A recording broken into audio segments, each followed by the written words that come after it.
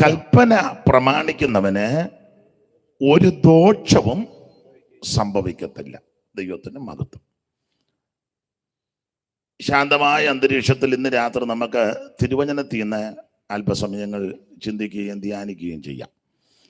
നിങ്ങളുടെ വിലപ്പെട്ട പ്രാർത്ഥന അപേക്ഷിക്കുന്നു. ഇവിടെ ചുമതലപ്പെട്ടവര് ഓർപ്പിച്ചത് അനുസരിച്ച് പ്രാരംഭത്തിലെ ഒരല്പ സമയം അനുഭവ സാക്ഷ്യത്തിന് ചില കാര്യങ്ങൾ പറയുവാൻ കർത്താവില് ശരണപ്പെടുന്നു.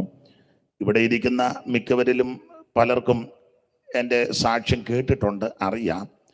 അറിയാത്ത കേൾക്കാത്ത ആരെങ്കിലും ഉണ്ടെങ്കിൽ അവരുടെ അറിവിനാണ് ചില മിനിറ്റുകൾ സാക്ഷ്യമായിട്ട് ഓർപ്പിക്കുന്നത്. ഞാൻ ഒരു ഹൈന്ദവ പശ്ചാത്തലത്തിലാണ് ജനിച്ച് വളർത്തപ്പെട്ടത്. എൻ്റെ ജനനത്തിൽ വെച്ച് തന്നെ ഈ ലോകത്ത് നിന്ന് മാറ്റപ്പെടേണ്ടതായിരുന്നു. എങ്കിലും ദൈവം കണ്ടതുകൊണ്ട് ദൈവം വിടുവിക്കുകയും രക്ഷിക്കുകയും ചെയ്തു. ഇങ്ങനെ പറഞ്ഞ് കേട്ടിട്ടുണ്ട്. എൻ്റെ മാതാവിൻ്റെ രണ്ടാമത്തെ പ്രസവത്തിലാണ് ഞാൻ ജനിക്കുന്നത്. ഞങ്ങൾ 3 ആൺകുട്ടികളായിരുന്നു. ഒരു മാംസക്കഷണം ഉണ്ടായിരുന്നെന്നാണ് പറഞ്ഞു കേട്ടേക്കുന്നത്. അത് അമ്മയുടെ രണ്ടാമത്തെ പ്രസവമാണ്. അപ്പോൾ അന്നത്തെ കാലമാ വീട്ടിൽ വെച്ച് ഒരു കുട്ടിയെ പ്രസവിച്ചു എങ്കിലും ആ പ്രസവം പൂർണ്ണമായി നടക്കാഞ്ഞത് നിമിത്തം പെട്ടെന്ന് ഹോസ്പിറ്റലിൽ കൊണ്ടുപോയി. ഡോക്ടർമാര് പരിശോധിച്ച് അന്നതന്നെ പറഞ്ഞു, ഇത് ഒന്നിൽ കൂടുതൽ കുട്ടികളുണ്ട്, അതുകൊണ്ട് ഒന്നുകിൽ ഈ സ്ത്രീയെ രക്ഷപ്പെടുത്താം, അല്ലെങ്കിൽ ഈ കുട്ടികളെ രക്ഷപ്പെടുത്താം, എന്തോ വേണമെന്ന് ചോദിച്ചു. എൻ്റെ പിതാവിനോടും മാതാവിൻ്റെ മാതാപിതാക്കളോടും ചോദിച്ചു. അപ്പോൾ അവർ പറഞ്ഞു, എങ്ങനെയെങ്കിലും ഈ സ്ത്രീ രക്ഷപ്പെടട്ടെ, കുട്ടികൾ മരിക്കുന്നെങ്കിൽ മരിക്കട്ടെന്ന് പറഞ്ഞു. അതിനൊരു കാരണം, എൻ്റെ അമ്മ ഒരാളേ ഉള്ളൂ മാതാപിതാക്കൾക്ക്. കേട്ടിട്ടുണ്ട് അമ്മയ്ക്ക് 5 ആങ്ങളമാരുണ്ടായിരുന്നു. അവർ 5 പേരും മരിച്ചു പല സമയങ്ങളിലായിട്ട്. പിന്നെ എൻ്റെ അമ്മ ഒരാളെ ശേഷിച്ചിട്ടുള്ളൂ. അപ്പോൾ അമ്മയുടെ മാതാപിതാക്കൾക്ക് ഇനി ഇതും നഷ്ടപ്പെടണ്ട എന്നുള്ള ചിന്തയിലാണ് പറഞ്ഞത്, കുഞ്ഞുങ്ങൾ മരിക്കുന്നെങ്കിൽ മരിക്കട്ടെ, ഈ സ്ത്രീയെ രക്ഷപ്പെടുത്താൻ പറഞ്ഞു. അങ്ങനെ ഡോക്ടർമാര് ഡെലിവറി നടത്തി. ആദ്യം ഒരു കുട്ടിയെ പ്രസവിച്ചു, രണ്ടാമത് ഒരു കുട്ടിയെ പ്രസവിച്ചു, സമയങ്ങളെടുത്ത മൂന്നാമത്തെ കുട്ടിയും പ്രസവിച്ചു. കുട്ടികള് 3 പേരും മരിച്ചു വന്ന് വിധി എഴുതി. അതുങ്ങളെ ശ്രദ്ധിച്ചില്ല. അമ്മയ്ക്ക് വേണ്ട ശുശ്രൂഷകളെല്ലാം അവര് ശ്രദ്ധിച്ച് ക്രമീകരിച്ചു കൊണ്ടിരുന്നു.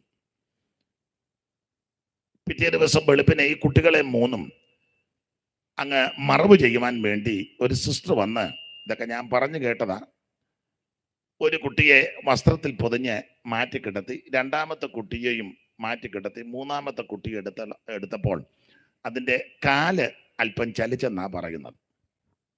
അപ്പോൾ അവർക്ക് സംശയം തോന്നി. അവര് ഓടിച്ചെന്ന് ഡോക്ടറോട് പറഞ്ഞു, അതില് ഒരു കുട്ടിക്ക് ജീവനുണ്ടെന്ന് പറഞ്ഞു. അവര് പറഞ്ഞില്ല സിസ്റ്ററെ, നിങ്ങളുടെ ഭയം കൊണ്ട് തോന്നിയതാ, ജീവനില്ല, കൊടുത്തു വിട്ടേക്കാൻ പറഞ്ഞു. അവര് വീണ്ടും വന്ന് ഈ കുട്ടിയെ എടുത്തപ്പോൾ അതിന് ജീവനുണ്ടെന്ന് അവർക്ക് മനസ്സിലായി. പെട്ടെന്ന് ക്ഷണത്തില് ഒരു ലേഡി ഡോക്ടറാ അവരെ നിർബന്ധിച്ചു കൊണ്ടുവന്ന് കുട്ടിയെ കാണിച്ചു. അവര് വന്ന് നോക്കിയപ്പോൾ അതിന് ജീവനുണ്ടെന്ന് ബോധ്യപ്പെട്ടു. ക്ഷണത്തിൽ തന്നെ ആ കുട്ടിയെ എടുത്തുകൊണ്ടുപോയി വേണ്ട പ്രഥമ ശുശ്രൂഷകൾ നൽകി. മറ്റ് 2 ആൺകുട്ടികളെയും ഈ മാംസക്കഷണവും മാതാവിൻ്റെ വീട്ടിൽ കൊടുത്ത് മറവ് ചെയ്തു. മൂന്നാമത്തെ കുട്ടി അത്ഭുതകരമായിട്ട് രക്ഷപ്പെട്ടു. അങ്ങനെ ജനനത്തിൽ വെച്ച് രക്ഷപ്പെടുവാൻ ദൈവം ഭാഗ്യം നൽകി. ഇത്രയും പറഞ്ഞപ്പം കുട്ടി ഏതാന്ന് പിടികിട്ടി കാണും. പണ്ടൊരു യോഗത്തിന് സാക്ഷ്യം പ്രസ്താവിച്ചു കഴിഞ്ഞപ്പോൾ ഒരമ്മ വന്ന് ചോദിച്ചു, കൊച്ചിപ്പോൾ ഉണ്ടോ എന്ന് ചോദിച്ചു. ഞാൻ പറഞ്ഞു, കൊച്ചുണ്ട്. അയ്യോ, ഒന്ന് കണ്ടാ കൊള്ളാം. ഞാൻ പറഞ്ഞു, കാണാം. അങ്ങനെ ജനനത്തിൽ വെച്ച് രക്ഷപ്പെടുവാൻ ദൈവം ഭാഗ്യം നൽകി.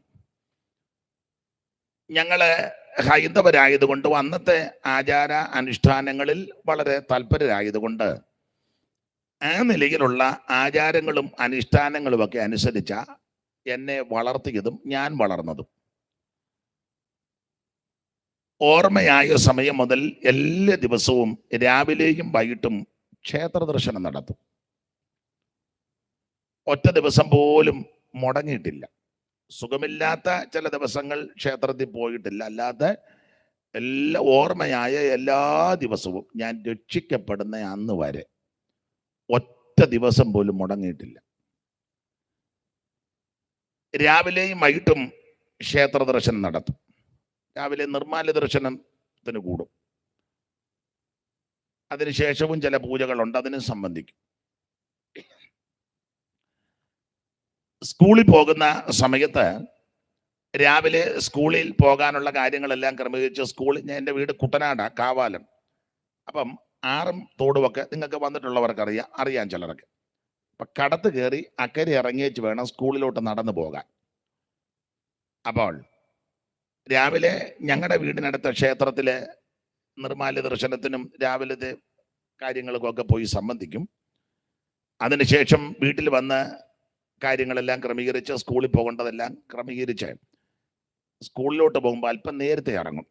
കടത്ത് കയറി അക്കരെ ഇറങ്ങി സ്കൂളിലോട്ട് പോകുന്ന വഴിയിൽ ഒരു ക്ഷേത്രമുണ്ട്. ഒന്നല്ല 5 ക്ഷേത്രം അടുത്തടുത്ത പള്ളിയിറക്കാവെന്ന് പറയും. അതിൽ മെയിൻ ക്ഷേത്രവും വേറൊരു 4 ഉപക്ഷേത്രങ്ങളും അടുത്തടുത്ത. ഈ 5 സ്ഥലത്തും കയറി പ്രാർത്ഥിച്ചാ സ്കൂളിൽ പോകുന്നത്. അത് എല്ലാ ദിവസവും വളരെ ഭക്തിയിലാണ് ഞാൻ വളർന്നത്. അപ്പൊ എൻ്റെ നെറ്റിയിലും ശരീരത്തിലുമൊക്കെ കളഭക്കുറികൾ ഒന്നല്ല പലതുണ്ട്. ഗണപതി ഹോമത്തിൻ്റെ കറുത്ത പ്രസാദമുണ്ട്, മഞ്ഞപ്രസാദമുണ്ട്, ഭസ്മക്കുറിയുണ്ട്, ചന്ദനമുണ്ട്. വളരെ ഭക്തിയോടാണ് ഞാൻ ജീവിച്ചത്. ഇനി വേറൊരു സാക്ഷ്യം. അങ്ങനെ സ്കൂളിൽ പഠിക്കാൻ വലിയ മെച്ചമില്ലായിരുന്നു. അത് സംസാരം കേൾക്കുമ്പോൾ അറിയാമല്ലോ. വിദ്യാഭ്യാസം പോരാ, വിദ്യാഭ്യാസം ഇല്ല. അല്ല, ഞാൻ ചിലപ്പോൾ ഓർക്കും അതുകൊണ്ടാണ് എന്നെ തിരഞ്ഞെടുത്തതും. അപ്പോൾ സ്കൂളിൽ പഠിക്കുന്ന സമയത്ത് ഉച്ചയ്ക്ക് 1 മണിക്കൂർ ഭക്ഷണം കഴിക്കാൻ ഉണ്ടല്ലോ സമയം. അപ്പോൾ ഒരിക്കലേ ഈ സ്കൂളിന് തൊട്ടടുത്തൊരു വീട്ടിൽ വെള്ളം കുടിക്കാൻ ചെന്നു. വെള്ളം കുടിക്കാൻ ചെന്നപ്പോഴേ ആദ്യമായിട്ട് ആ വീട്ടിൽ ചെന്ന് ആറ്റിലെ വെള്ളമാണ് കോരി കുടിക്കുന്നത്. അന്ന് കോരി കുടിക്കാൻ ആറ്റിലോട്ട് ചെന്നപ്പം ഒത്തിരി ഉന്തെന്ന് പറയും, പോളയും ഉന്തുമൊക്കെ. എന്നാൽ ഇത് വേണ്ട, ആ വീട്ടിൽ ചെന്ന് ഇച്ചിരി വെള്ളം മേടിച്ച് കുടിക്കാമെന്ന് ഓർത്ത് ആ വീട്ടിലോട്ട് ചെന്നപ്പോൾ ആ വീട്ടിലെ ഒരു മാന്യ മാതാവ് തിണ്ണയിലിരുന്ന് രാമായണം വായിക്കുന്നു, പീഠത്തിൽ ഇത് വെച്ച്.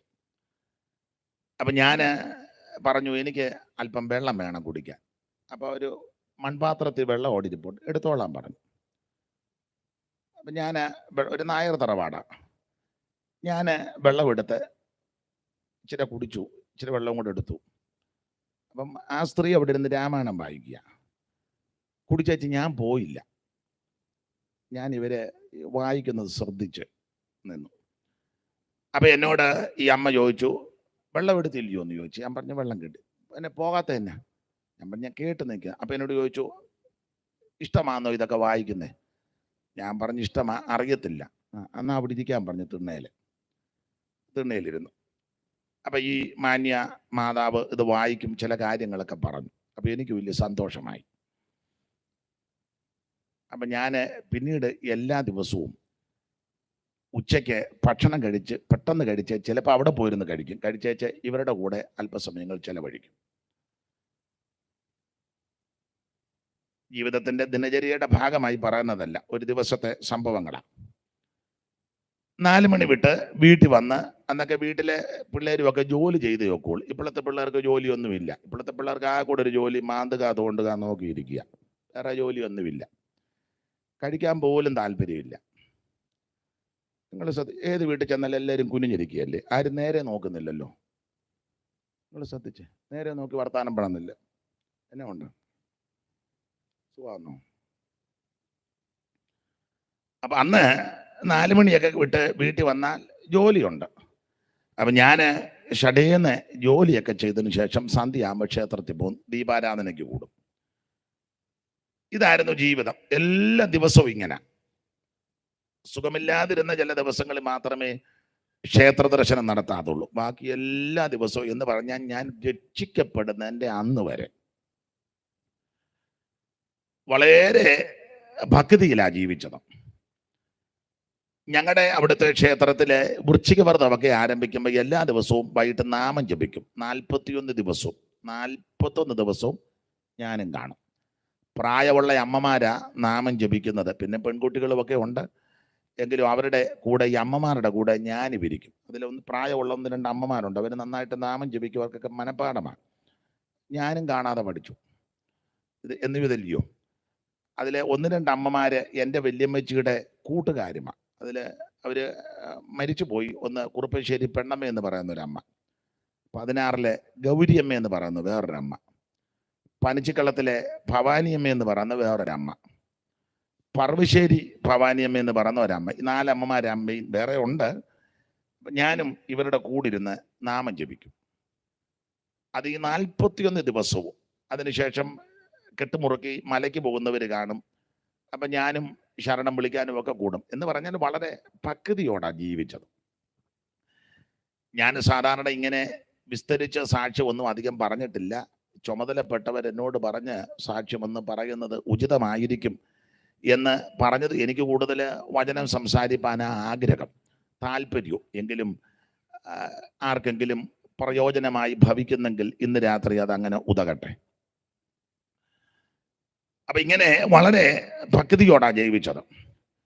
അധികം വിവരിക്കുന്നില്ല. പഠിച്ചുകൊണ്ടിരിക്കുമ്പോഴാണ് രക്ഷിക്കപ്പെടുവാൻ ദൈവം ഭാഗ്യം നൽകി. അതിന് മുഖാന്തരം, എല്ലാത്തിനും മുഖാന്തരമുണ്ട്. ഞങ്ങളുടെ നാട്ടിലൊരു പഴഞ്ചൊല്ലുണ്ട്, ഓണം വരാൻ ഒരു മൂലം വേണമെന്ന്. അപ്പൊ എല്ലാത്തിനും മുഖാന്തരമുണ്ട്. ഞാൻ രക്ഷിക്കപ്പെടാനുള്ള മുഖാന്തരം സുഖമില്ലാതെ വളരെ പ്രയാസപ്പെട്ടു, വളരെ ബുദ്ധിമുട്ടി, വളരെ പ്രയാസപ്പെട്ടു. ഈ വിശ്വാസ മാർഗത്തിൽ വരുന്നതിന് മുമ്പും കഴിവിൻ്റെ പരമാവധി മെഡിസിൻ ഉപയോഗിക്കുകയല്ല. അന്നും എന്തെങ്കിലും പ്രയാസമോ ബുദ്ധിമുട്ടോ അങ്ങനെയുള്ള അസ്വസ്ഥതകൾ വരുമ്പോൾ അമ്പലത്തിൽ നിന്ന് ഭസ്മം കിട്ടും. അത് ഞാൻ ജപിച്ചങ്ങ് കഴിക്കും. അങ്ങനെ അന്നൊക്കെ പല കാര്യത്തിലും പ്രവർത്തിച്ചിരിക്കുന്നത്. അത് ഞങ്ങളുടെ അടുത്തൊരു ക്ഷേത്രമുണ്ട്, കരിമാത്ര എന്ന് പറയും. അവിടെ നിന്നൊരു ഭസ്മം കിട്ടും. അപ്പം ഈ മാർഗത്തിൽ വരുന്നതിന് മുമ്പും അങ്ങനെ കൂടുതലും. അതുകൊണ്ട് അങ്ങനെ അസുഖം ഉണ്ടായാൽ മറ്റ് ചികിത്സയ്ക്കൊന്നും പോകുകയല്ല. എന്നാൽ പഠിച്ചുകൊണ്ടിരുന്നപ്പോൾ സുഖമില്ലാതെ വളരെ പ്രയാസപ്പെട്ടു. പനിയായിട്ട് തുടങ്ങിയതാ, അത് പിന്നെ അങ്ങ് ടൈഫോയിഡായി കൂടി. ഒരു ദിവസം രാവിലെ ക്ഷേത്ര ദർശനം കഴിഞ്ഞ് വീട്ടിൽ വന്നപ്പോൾ ശാരീരികമായിട്ട് വളരെ ബുദ്ധിമുട്ട്, ക്ഷീണമായി. അപ്പം വല്ലാത്തൊരു പ്രയാസം. എൻ്റെ പിതാവിൻ്റെ അനുജൻ വന്ന് എന്നെ കണ്ടപ്പം വല്ലാത്തൊരു കണ്ടീഷൻ. അദ്ദേഹം തന്നെ എന്നെ എടുത്ത് അടുത്തൊരു ആശുപത്രി കൊണ്ടുപോയി. അത് ഞങ്ങളുടെ അടുത്തൊരു ചെറിയ ക്ലിനിക്കാണ്, 10-ലെ ഹോസ്പിറ്റൽ എന്ന് പറയും, ചെറയൽ 10-ല്. അപ്പോൾ അവിടെ കൊണ്ടുപോകുമ്പോൾ അവർ നോക്കിയിട്ട് പറഞ്ഞു, അയ്യോ പനി കൂടി, അല്പം പ്രയാസമാണ്. അങ്ങനെ അഡ്മിറ്റാക്കി. ഏതാണ്ട് ആ ഹോസ്പിറ്റലിൽ ഒരു 14 ദിവസം ചികിത്സയിൽ കഴിഞ്ഞു. എൻ്റെ ജീവിതത്തിലെ ആദ്യ സംഭവമാണ് 14 ദിവസം ക്ഷേത്രത്തിൽ പോകാതിരിക്കുന്നത്. അടുപ്പിച്ചു. എനിക്ക് വലിയ പ്രയാസമായി. ഒരു ദിവസം രാവിലെ ഡോക്ടർ പരിശോധനയ്ക്ക് വന്നപ്പോൾ ഞാൻ പറഞ്ഞു, എന്നെ വീട്ടിൽ വിടണം. അയ്യോ സാധ്യമല്ല. ഞാൻ പറഞ്ഞു, ഒക്കത്തില്ല, പോണം. അപ്പം അദ്ദേഹം അങ്ങനെ അപ്പം ഞാൻ ഈ കാര്യം പറഞ്ഞു. അപ്പം എൻ്റെ നിർബന്ധത്തിനോ ഇനിയും അവിടുത്തെ അസൗകര്യം കൊണ്ടോ അദ്ദേഹം പറഞ്ഞു, കുഴപ്പമില്ല, വിടാം, വളരെ സൂക്ഷിക്കണം, ശ്രദ്ധിക്കണം, നിർദ്ദേശമൊക്കെ നൽകി മരുന്നുമൊക്കെ തന്നു. ഇത് ക്രമത്താലേ കഴിക്കണം, ശ്രദ്ധിക്കണം, സൂക്ഷിക്കണം എന്നൊക്കെ പറഞ്ഞു. ഞാൻ മരുന്നുമൊക്കെ വാങ്ങി വീട്ടിൽ വന്നു. 2 ദിവസം ക്ഷേത്രത്തിൽ പോയില്ല. 3-ാം ദിവസം മുതൽ പിന്നെയും പതിവ് പോലെ ക്ഷേത്ര ദർശനം നടത്തി. മരുന്ന് കഴിക്കുന്നുണ്ട്, ക്ഷേത്ര ദർശനവും നടത്തുന്നുണ്ട്, പതിവിനൊന്നും ഭംഗം വരുന്നില്ല. എങ്കിലും എൻ്റെ അസുഖത്തിന് പൂർണ്ണമായിട്ടൊരു വിടുതൽ ലഭിക്കുന്നില്ല. ഈ സമയത്ത് ടൈഫോയിഡ് കൂടി നെഞ്ചിനകത്ത് ബുദ്ധിമുട്ടായി. അത് മാത്രമല്ല, പിന്നീടുള്ള സമയം എനിക്ക് അങ്ങ് മാനസികമായിട്ടും ശാരീരികമായിട്ടുമൊക്കെ അസ്വസ്ഥത, മരണഭീതിയും എന്നെ അലട്ടി. എനിക്ക് അന്നേ മരിക്കാൻ പേടിയാ. അതെ, മരിക്കാൻ ഇപ്പോഴും ഉണ്ട്. അയ്യോ, നിങ്ങളിപ്പോൾ പറയാ എനിക്ക് മരിക്കാൻ പേടി ഇല്ലെന്ന് പറഞ്ഞാൽ ഞാൻ കണ്ണിക്കുന്നൊന്നുമില്ല, പക്ഷെ മിക്കവർക്കും പേടിയാ. പിന്നെ പൊതുവിൽ അങ്ങ് പറയാ ഒരു വിപ്ലവഗാനത്തിന്റെ വരിയുണ്ട്, മരിക്കാൻ ഞങ്ങൾക്ക് മനസ്സില്ലെന്ന്. എഴുതിയ പുള്ളി മരിച്ചു, ഏറ്റുപാടിയവരും മരിച്ചു, മരിച്ചേ നോക്കൂ. അപ്പൊ അന്ന് എനിക്ക് ഭയങ്കര ഭയമാ, മരണഭയം. ഈ മരണഭീതി എന്നെ വല്ലാതെ അലട്ടി. അതിന് പേടിക്കാനുള്ളതിൻ്റെ പ്രധാനപ്പെട്ട കാര്യം, മരിച്ചാൽ എവിടെ പോകുമെന്ന് അറിയത്തില്ല. അതാ മെയിൻ വിഷയം. അപ്പൊ ഈ കുഞ്ഞുനാളിലൊക്കെ പലരും കെട്ടുകഥ എന്നാ പറയുന്ന കഥയൊക്കെ പറഞ്ഞു തന്നിട്ടുണ്ട്. അത് മനസ്സിലിരിപ്പുണ്ട്. അതിലൊരു കഥ ഇങ്ങനെ, നിങ്ങൾ കേട്ടിട്ടുണ്ടോ എന്നറിയത്തില്ല. കള്ളം പറഞ്ഞാൽ പാപം ചെയ്താൽ താഴെ ഇങ്ങനെ വലിയ ആഴി കൂട്ടിയിട്ടിരിക്കുക, അതിൻ്റെ മേളിൽ കൂടെ ഒരു തലമുടിനാരിൻ്റെ വലിപ്പത്തിലുള്ളൊരു പാലം. അത് ഞാൻ അച്ഛനും കേട്ടിട്ടുണ്ടല്ലേ? ഞാനും ഇത് കേട്ടിട്ടുണ്ട്, കൊച്ചിലെ കേട്ടതാ. ഒരു പാലം. അപ്പൊ ഈ പാലത്തിൻ്റെ ഇതിലേ കൂടെ നമ്മളെ കയറ്റി ഇങ്ങനെ നടത്തും. കള്ളം പറഞ്ഞിട്ടുണ്ടെങ്കിൽ, തെറ്റ് ചെയ്തിട്ടുണ്ടെങ്കിൽ നടുക്ക് വരുമ്പം പൊത്തുവൻ. അപ്പൊ ഞാൻ ഉറപ്പിച്ചു ഞാൻ താഴെ വീഴും, അക്കരെ ചെല്ലുകയല്ല. അപ്പൊ ഇത് വലിയ ഭീതിയാ, കൊച്ചിലെ കേട്ട കഥകളാ. അപ്പം ഇതൊക്കെ ചിന്തിച്ച് എനിക്കങ്ങ് പേടിയാ മരിക്കാൻ. മരണഭയം എന്നെ വല്ലാതെ അലട്ടി. മരിക്കാൻ പേടി, മരണഭീതി, ശാരീരിക ക്ഷീണവും, നെഞ്ചിനകത്ത് ബുദ്ധിമുട്ടും അസ്വസ്ഥതകളും പലത്. ചികിത്സകൾ ചെയ്തെങ്കിലും പൂർണ്ണമായി വിടുതൽ ലഭിക്കുന്നില്ല.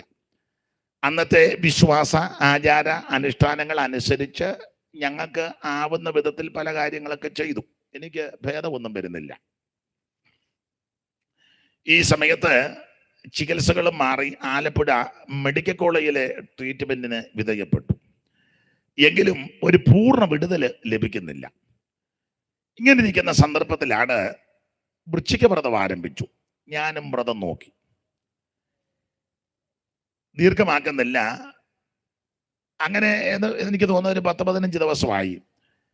ഒരു സന്ധ്യയ്ക്ക് ക്ഷേത്ര ദർശനം കഴിഞ്ഞ് ദീപാരാധനയെല്ലാം കഴിഞ്ഞ് ശരണം വിളിച്ചു. ചിലർ മലയ്ക്ക് പോകുന്നുണ്ട്, അതിന് സഹകരിച്ചു. കയ്യിൽ പ്രസാദമൊക്കെ ഉണ്ട്, അതുമൊക്കെ വാങ്ങി വീട്ടിലേക്ക് വരുമ്പോൾ ഇതുപോലെ ഒരു പെന്തിക്കോസുകാരുടെ മുറ്റത്തൊരു യോഗം. ഇത്രയും ആളും ഒന്നുമില്ല, കുറച്ച് പേര്. അപ്പൊ എനിക്ക് ഈ ശാരീരിക ക്ഷീണമുണ്ട്, മരണഭീതിയുണ്ട്, വളരെ ബുദ്ധിമുട്ടുകൾ എന്നെ അലട്ടുന്നുണ്ട്. പലതും ആരോടും പറയുന്നില്ല, മരുന്നുമൊക്കെ കഴിക്കുന്നുണ്ട്, എങ്കിലും വേണ്ട വിധത്തിൽ വിടുതലില്ല. അപ്പൊ ഞാൻ വീട്ടിലോട്ട് വരുന്ന സന്ദർഭത്തിലാണ് ഇങ്ങനെ ഈ യോഗം. അപ്പൊ ഞാൻ ഒരു മരത്തിന് മറഞ്ഞിരുന്ന്, പൂവരശെന്ന് പറയും, മരത്തിന് ഇരുട്ടത്ത് മറഞ്ഞിരുന്ന് ഇങ്ങനെ ശ്രദ്ധിച്ചു. അപ്പോൾ അവിടെ കയ്യടിയും ബഹളവും പാട്ടും വലിയ ബഹളമാണ്. ഒന്നും പിടികിട്ടുന്നില്ല. ഞാൻ പറയാറുണ്ട്, ഇപ്പോഴും നമുക്കൊന്നും പിടികിട്ടുന്നില്ല. എന്നെ കാണിക്കുന്നത് പോലും ഇപ്പോഴും എന്തുവാന്ന് പോലും അറിയാൻ മേൽ. പിന്നെ ഒരു പരുവത്തിന് അങ്ങ് പോവുക. അന്ന് ഒന്നും പിടികിട്ടുന്നില്ല. അപ്പൊ ഈ മരത്തിന് മറഞ്ഞിരുന്ന് ഇങ്ങനെ ശ്രദ്ധിച്ചു.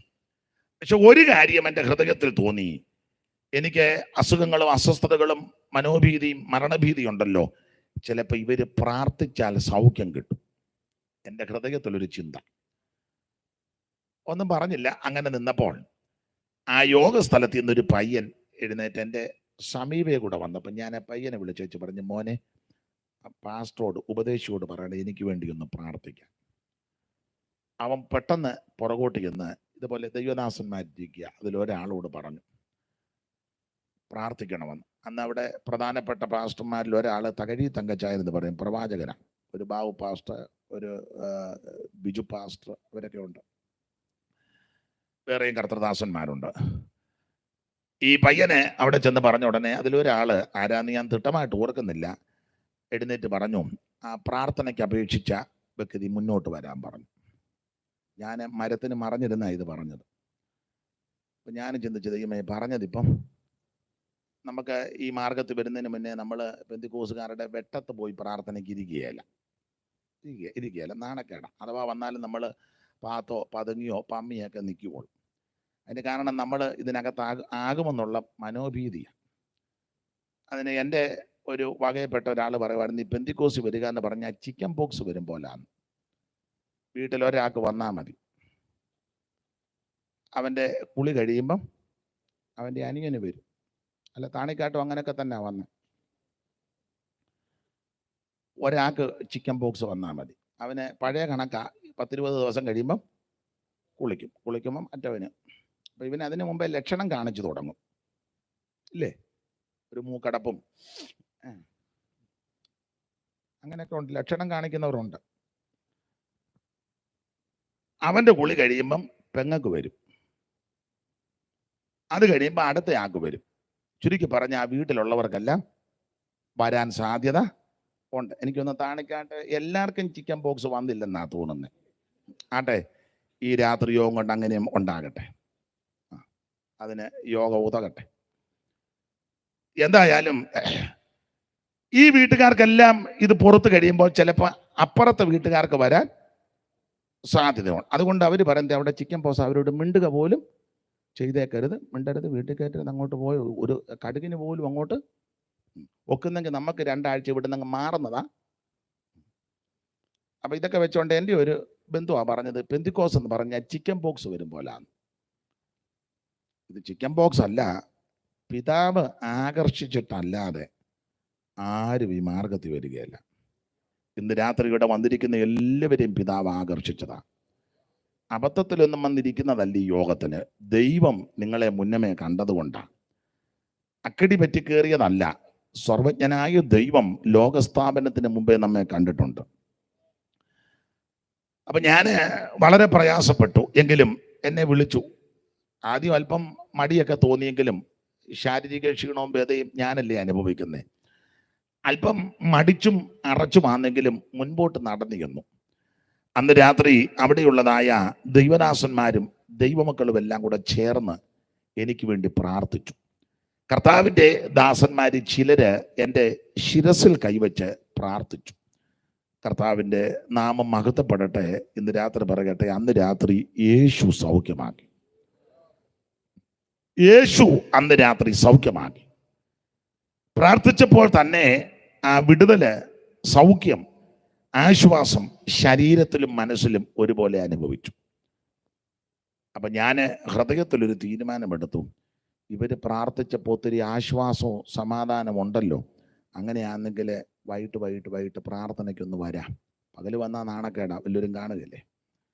വൈകിട്ട് വരാം.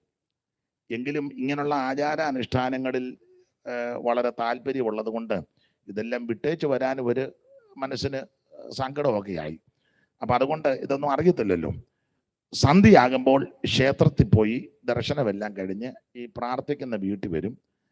കളപക്കുറിയും എല്ലാം അവർ പറഞ്ഞിട്ടൊന്നുമല്ല, ഞാൻ തന്നെ അങ്ങ് തുടച്ചു കളി. ആരും അവർ ഉപദേശിമാരും ഒന്നും പറഞ്ഞിട്ടില്ല, പോകരുതെന്നോ തുടയ്ക്കണമെന്നോ ഇത് ഒന്ന് അവർ പ്രാർത്ഥിക്കും.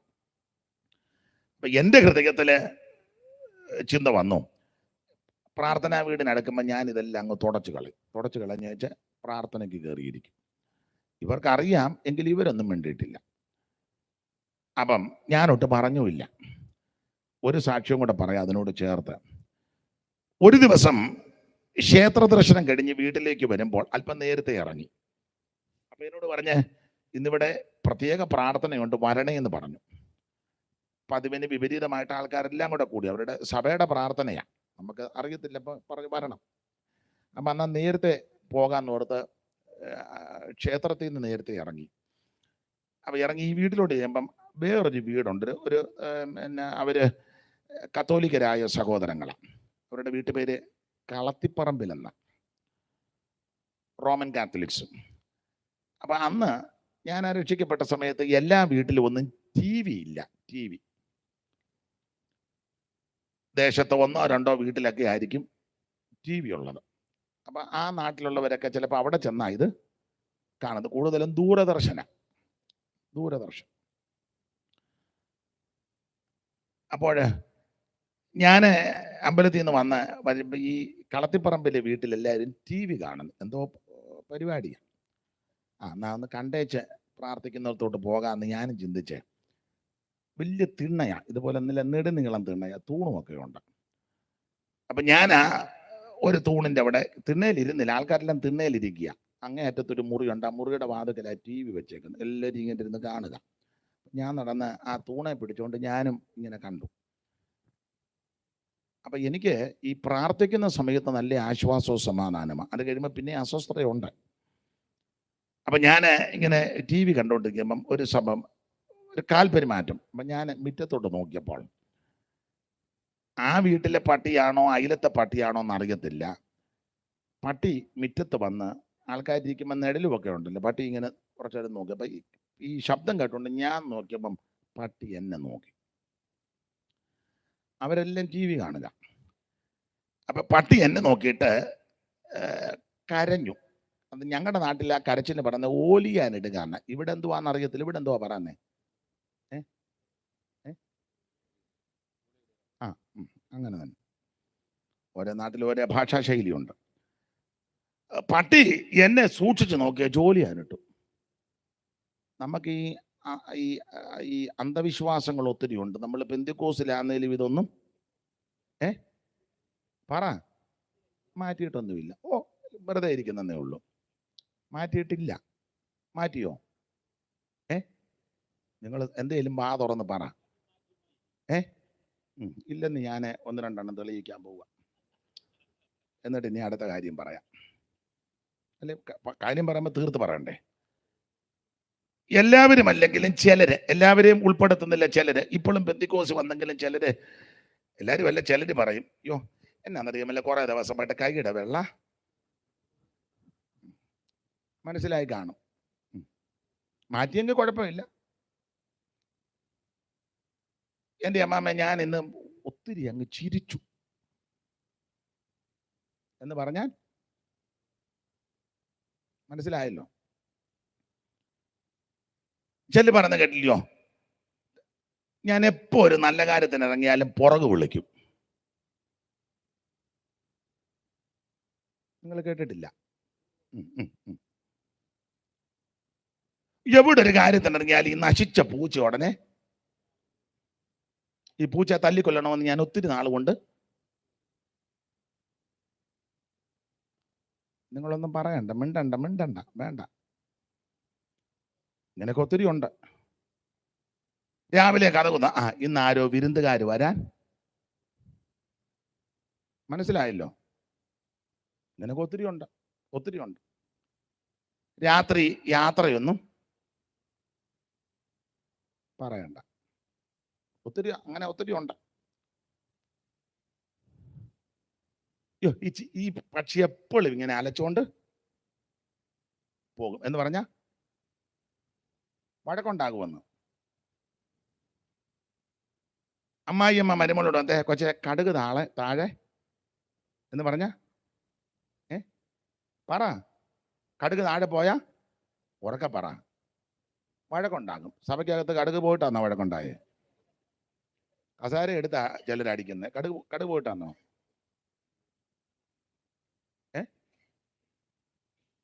അതെ, ഇപ്പൊ ഒന്നും മിണ്ടുന്നില്ല ഞാൻ. ഇങ്ങനെ ഒത്തിരി അന്ധവിശ്വാസങ്ങള് ആൾക്കാരുടെ ഇടയിലുണ്ട്. ഈ പട്ടി എന്നെ നോക്കി ഓലിയാനിട്ടപ്പോ ഒരു അന്ധവിശ്വാസമാ. പട്ടി ഓലിയാനിടുന്നത് സൂക്ഷിച്ച ഒരാളെയും കൊണ്ട് പോവുക. അപ്പൊ എൻ്റെ ചിന്ത ഇന്ന് രാത്രി എന്നെ കൊണ്ടുപോകാനാ. പേടിച്ചു പോയി. ഇപ്പം സന്തോഷത്തോടൊക്കെയാ പറയുന്നെങ്കിൽ അന്ന് വലിയ മനോഭീതിയായി. ഒട്ടും അമാന്തിച്ചില്ല.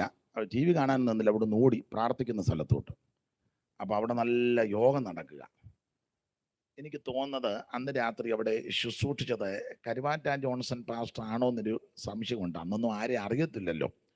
പിന്നീട് എൻ്റെ ചിന്ത അങ്ങനെ തോന്നുന്നേ. എന്തായാലും അനുഗ്രഹിക്കപ്പെട്ട കർത്തദാസ് ഓടിച്ചെന്ന് കയറി. അപ്പൊ എല്ലാ ദിവസവും ഇതെല്ലാം തുടച്ചേച്ചായി ചെല്ലുന്നത്. അന്ന് ഈ വെപ്രാളം കൊണ്ട് തുടച്ച് കളയാൻ ഒത്തില്ല. ചെന്നിരിക്കുക. എന്തിന്? അവരൊന്നും വേണ്ടിയില്ല, അവരെല്ലാം കൂടി എനിക്ക് വേണ്ടി പ്രാർത്ഥിച്ചു. ഞാൻ തന്നെ ഇതെല്ലാം തുടച്ചു കളഞ്ഞ് ഒരു തീരുമാനമെടുത്തു. ഇനി മുമ്പോട്ട് മാത്രമേ ഉള്ളൂ, പുറകോട്ട് പോകുന്നൊരു പ്രശ്നമില്ല. അന്ന് രാത്രി ഒരു തീരുമാനമെടുത്തു, ഇനി ജീവിക്കുന്നെങ്കിൽ കർത്താവിന് വേണ്ടി മാത്രം. ആ തീരുമാനമെടുത്തു. ദൈവദാസന്മാർ വീണ്ടും പ്രാർത്ഥിച്ചു. അന്ന് രാത്രി യേശു കർത്താവ് പൂർണ്ണ വിടുതൽ നൽകി. ഉദ്ദേശം അന്ന് രാത്രി ഒരു 11:45 രക്ഷിക്കപ്പെടുവാൻ ദൈവം ഭാഗ്യം നൽകി. യേശുവിനെ രക്ഷിതാവും കർത്താവുമായി അംഗീകരിക്കുവാനും വിശ്വസിക്കാനും ഏറ്റെടുക്കാനും ദൈവം ഭാഗ്യം നൽകി. ദൈവത്തിന് മഹത്വം. അന്ന് മുതൽ ഇന്ന് വരെ ദൈവം നിർത്തി. ദൈവത്തിൻ്റെ മഹാകൃപയാലും അനേക ദൈവമക്കളുടെ പ്രാർത്ഥനയാലും ഇതുവരെ ദൈവം നിർത്തി. ഇനിയും നിങ്ങളുടെ എല്ലാം വിലപ്പെട്ട പ്രാർത്ഥന വീണ്ടും അപേക്ഷിക്കുന്നു. അങ്ങനെയാണ് ഞാൻ ഈ മാർഗത്തിൽ വന്നത്. ഇന്ന് രാത്രി എന്നെ കേൾക്കുന്ന പ്രിയപ്പെട്ടവരോട് ഓർപ്പിക്കട്ടെ, എന്നെ കേൾക്കുന്ന ആരെങ്കിലും രോഗപീഠകളിൽ വലയുന്നെങ്കിൽ, ചികിത്സകൾ ചെയ്തിട്ടും ഭേദം വരാതെ ഇരിക്കുന്നെങ്കിൽ, മാനസിക വ്യതകളാലും സംഘർഷങ്ങളാലും അവൻ പ്രയാസപ്പെടുന്നെങ്കിൽ, ജീവിതത്തിൽ ഒറ്റപ്പെടലുകൾ ആരെയും അനുഭവിക്കുന്നെങ്കിൽ, ജീവിതത്തിൽ യാതൊരു ഗതിയില്ല, ഇനി അവൻ രക്ഷപ്പെടുകയില്ല എന്നുള്ള ചിന്തയോടിരിക്കുന്നെങ്കിൽ നിരാശപ്പെട്ടു പോകരുത്. മദ്യപാനം അതിന് പരിഹാരം തരികയില്ല. ലഹരി പദാർത്ഥങ്ങളോ മറ്റു കാര്യങ്ങളൊന്നും അതിന് പരിഹാരമില്ല. പരിഹാരം യേശു ക്രിസ്തുവിലുണ്ട്. ഇന്ന് രാത്രി യേശു ക്രിസ്തുവിനായി ജീവിതം സമർപ്പിച്ചാൽ, കർത്താവിനെ രക്ഷിതാവായി സ്വീകരിച്ചാൽ, അങ്ങനെയുള്ളവർക്കും അവരുടെ കുടുംബത്തിനും രക്ഷയും വിടുതലും സമാധാനവുമാണ്. മറ്റൊരുത്തനിലും രക്ഷയില്ല. നാം രക്ഷിക്കപ്പെടുവാൻ ആകാശത്തിന് കീഴിൽ മനുഷ്യരുടെ ഇടയിൽ നൽകപ്പെട്ട ഒരേ ഒരു നാമം യേശു ക്രിസ്തുവിൻ്റെ പരിശുദ്ധ നാമം. ആ കർത്താവിൻ്റെ മഹത്വമുള്ള നാമത്തിനായിട്ട് ദൈവത്തെ സ്തുതിക്കുന്നു. ഇന്ന് സാക്ഷ്യം ചുരുക്കമായിട്ട് അങ്ങനെ പറയുന്നുള്ളൂ. ഇനിയും ദൈവവചനം സംസാരിക്കുന്ന സന്ദർഭത്തിൽ അനുഭവത്തിൻ്റെ വെളിച്ചത്തിൽ എന്തെങ്കിലും വന്നാൽ നമുക്ക് ചിന്തിക്കാം. ആ തിരുവചന ഭാഗം ഒരിക്കൽ കൂടി ഒന്ന് വായിച്ച് സഹായിക്കണമെന്ന് ഓർപ്പിക്കുന്നു. സഭാപ്രസംഗികളുടെ പുസ്തകം 8-ാം അധ്യായം അതിൻ്റെ 5-ാമത്തെ വാക്യം. കൽപ്പന പ്രമാണിക്കുന്നവന് ഒരു ദോഷവും സംഭവിക്കുകയില്ല. കൽപ്പന പ്രമാണിക്കുന്നവന് ഒരു ദോഷവും സംഭവിക്കത്തില്ല. ഇന്ന് രാത്രി ദൈവത്തിൻ്റെ വചനത്തിൽ നിന്ന് ശാന്തമായിട്ട് നമുക്ക് ഈ രാത്രി ധ്യാനിക്കാം. അതിന് ദൈവം നമുക്ക് കൃപ നൽകുമാറാകട്ടെ. വേദപുസ്തകത്തിലെ പ്രധാനപ്പെട്ട ഒരു പുസ്തകമാണ് സഭാപ്രസംഗികളുടെ പുസ്തകം. ശലോമോനാൽ എഴുതപ്പെട്ട പുസ്തകം. ശലോമോനാൽ എഴുതപ്പെട്ട പല പുസ്തകമുണ്ട്. അതിൽ ഒന്നാണ് ഈ സദൃശവാക്യം, ഒന്നാണ് സഭാപ്രസംഗി, മറ്റൊന്നാണ് പാട്ടുകളുടെ പാട്ടാകുന്ന ഉത്തമഗീതം. ശലോമോനെ പറ്റി അറിയാം. ദാവീദിന്റെ മകനാണ് ശലോമോൻ. വളരെ ജ്ഞാനം കൊണ്ട് നിറഞ്ഞ വ്യക്തിയാണ്. ധാരാളം ഗീതങ്ങളും സദൃശവാക്കുകളും ശലോമോൻ ചമച്ചു. ഇതിനെപ്പറ്റി വേദപഠിതാക്കളിൽ ചിലർ പറയുന്നത്, ഈ കൃപയിൽ നിന്നപ്പോൾ എഴുതിയ പുസ്തകവും കൃപ പൊയ്ക്കൊണ്ടിരുന്നപ്പോൾ എഴുതിയ പുസ്തകവും കൃപയെന്ന് പോയി കഴിഞ്ഞപ്പോൾ എഴുതിയ പുസ്തകവും ഉണ്ടെന്ന്. അതൊന്നും ഞാനിപ്പം വിവരിക്കുന്നില്ല, നമ്മുടെ വിഷയം അതല്ലല്ലോ. എന്തായാലും കൊള്ളാം. ഇവിടെ 8-ാം അധ്യായത്തിൻ്റെ 5-ാമത്തെ വാക്യത്തിൽ പറയുക, കൽപ്പന പ്രമാണിക്കുന്നവന് ഒരു ദോഷവും സംഭവിക്കത്തില്ല.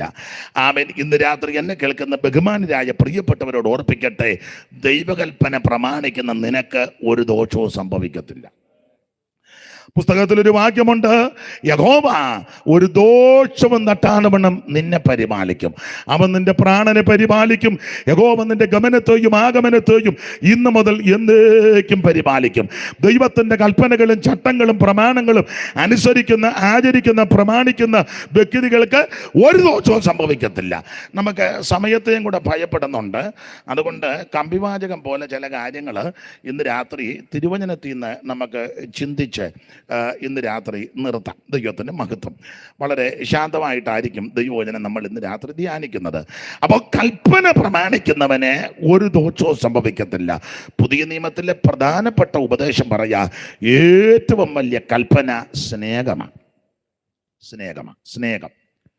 കൊരിന്ത്യലേഖനം 13 നിങ്ങളെ വായിച്ച് കേൾപ്പിക്കേണ്ട, നിങ്ങളതെല്ലാം പഠിച്ചിരിക്കുക. അപ്പം അതുകൊണ്ട് ഇനി അത് വായിക്കുകയും കേൾപ്പിക്കുകയും വേണ്ട. നിങ്ങളിപ്പോൾ ഇരിക്കുന്നത് ഞാൻ പറയുന്നത് കേട്ട് ബലപ്പെടാനല്ല, ഞാൻ തെറ്റിക്കുന്നുണ്ടോ എന്ന് നോക്കിയിരിക്കുക. കാരണം അതുപോലെ നിങ്ങൾ പഠിച്ചു വെച്ചിരിക്കുക. പോയിന്റ് വല്ലതും വിട്ടു പോകുന്നുണ്ടോ, തെറ്റുന്നുണ്ടോ, ഞങ്ങൾക്ക് അറിയാത്ത പോയിന്റ് വല്ലതും പുള്ളി അത് മിക്കവാറും കിട്ടുകയില്ല. നിങ്ങൾക്ക് അറിയാവുന്നതൊക്കെയാണ് ഞാൻ പറയുന്നത്. സ്തോത്രം. അതുകൊണ്ട് അങ്ങനെ കിട്ടുമെന്ന് തോന്നുന്നില്ല. നിങ്ങൾക്കെല്ലാം അറിയാം ദൈവത്തിൻ്റെ മഹത്വം. വിശേഷിച്ച് കൂട്ടാലക്കാർക്ക് എല്ലാ കാര്യവും പിന്നെ നല്ലതുപോലെ അറിയാം. സ്തോത്രം. ഒന്നും ഞാൻ വിവരിക്കുന്നില്ല. അപ്പൊ എന്തായാലും കൊള്ളാം. ഏറ്റവും ശ്രേഷ്ഠമേറിയ കൽപ്പന അവന് സ്നേഹമാണ്. അതവിടെ നിൽക്കട്ടെ. ദൈവസ്നേഹം ചീർക്കുന്നില്ല, നിഗളിക്കുന്നില്ല. ദൈവസ്നേഹത്തിൻ്റെ ഒരു പ്രത്യേകത പറയാം. ഒരിക്കലൊരു ദൈവദാസൻ പറഞ്ഞു, കടമെടുക്കുക എൻ്റെതല്ല, കടവാ. കൂടുതലും കടവാ, പിന്നെ കൂടുതലും കടവാ. അല്ലാതെ പറയുന്നതിനും ബുദ്ധിമുട്ടൊന്നുമില്ല. ചൊല്ലി പറയാനുണ്ട് ഇപ്പൊ കിട്ടിയതാണ്. അങ്ങനെ കിട്ടുകയില്ല. നേരത്തെ ഇത് പുസ്തകം വായിച്ചെങ്കിലേ കിട്ടുകയുള്ളൂ. നേരത്തെ പ്രാർത്ഥിക്കുകയും ചെയ്യണം, പുസ്തകം വായിക്കുക. എൻ്റെ അനുഭവം പറയാം കേട്ടോ. നിങ്ങൾ എങ്ങനെയാണെന്ന് എനിക്കറിയത്തില്ല. ഞാൻ പറയുന്നത് അപാകതയുണ്ട്, ക്ഷമിച്ചേക്കണം. അത് വെച്ച് എന്നെ ഒതുക്കാൻ നോക്കരുത്. വേദപുസ്തകം വായിക്കുകയും പ്രാർത്ഥിക്കുകയും ധ്യാനിക്കുകയും ദൈവം തരുന്ന കൃപയ്ക്കനുസരിച്ച് മെസ്സേജുകൾ, വാക്യങ്ങളൊക്കെ ചേർത്ത് കോർത്തിണക്കി വെക്കും. എന്നിട്ട് യോഗസ്ഥലത്തൊക്കെ ചെന്നിരുന്ന് പ്രാർത്ഥിച്ചുകൊണ്ടിരിക്കുമ്പോൾ ചിലപ്പോൾ ഒരു വിഷയം പ്രസംഗിക്കാൻ ഉള്ള ഉദ്ദേശത്തിലാണ് ചെല്ലുന്നെങ്കിലും ചിലപ്പോൾ അവിടെ ചെന്ന് പ്രാർത്ഥിക്കുമ്പോൾ ഒരു പ്രേരണ, ഇന്ന് ആ വിഷയം സംസാരിക്കേണ്ട, ഇന്ന വിഷയം സംസാരിക്കാം. അങ്ങനെയൊക്കെ എനിക്ക് എൻ്റെ അനുഭവം. നിങ്ങളുടെ അനുഭവം എങ്ങനെയാണെന്ന് അറിയത്തില്ല.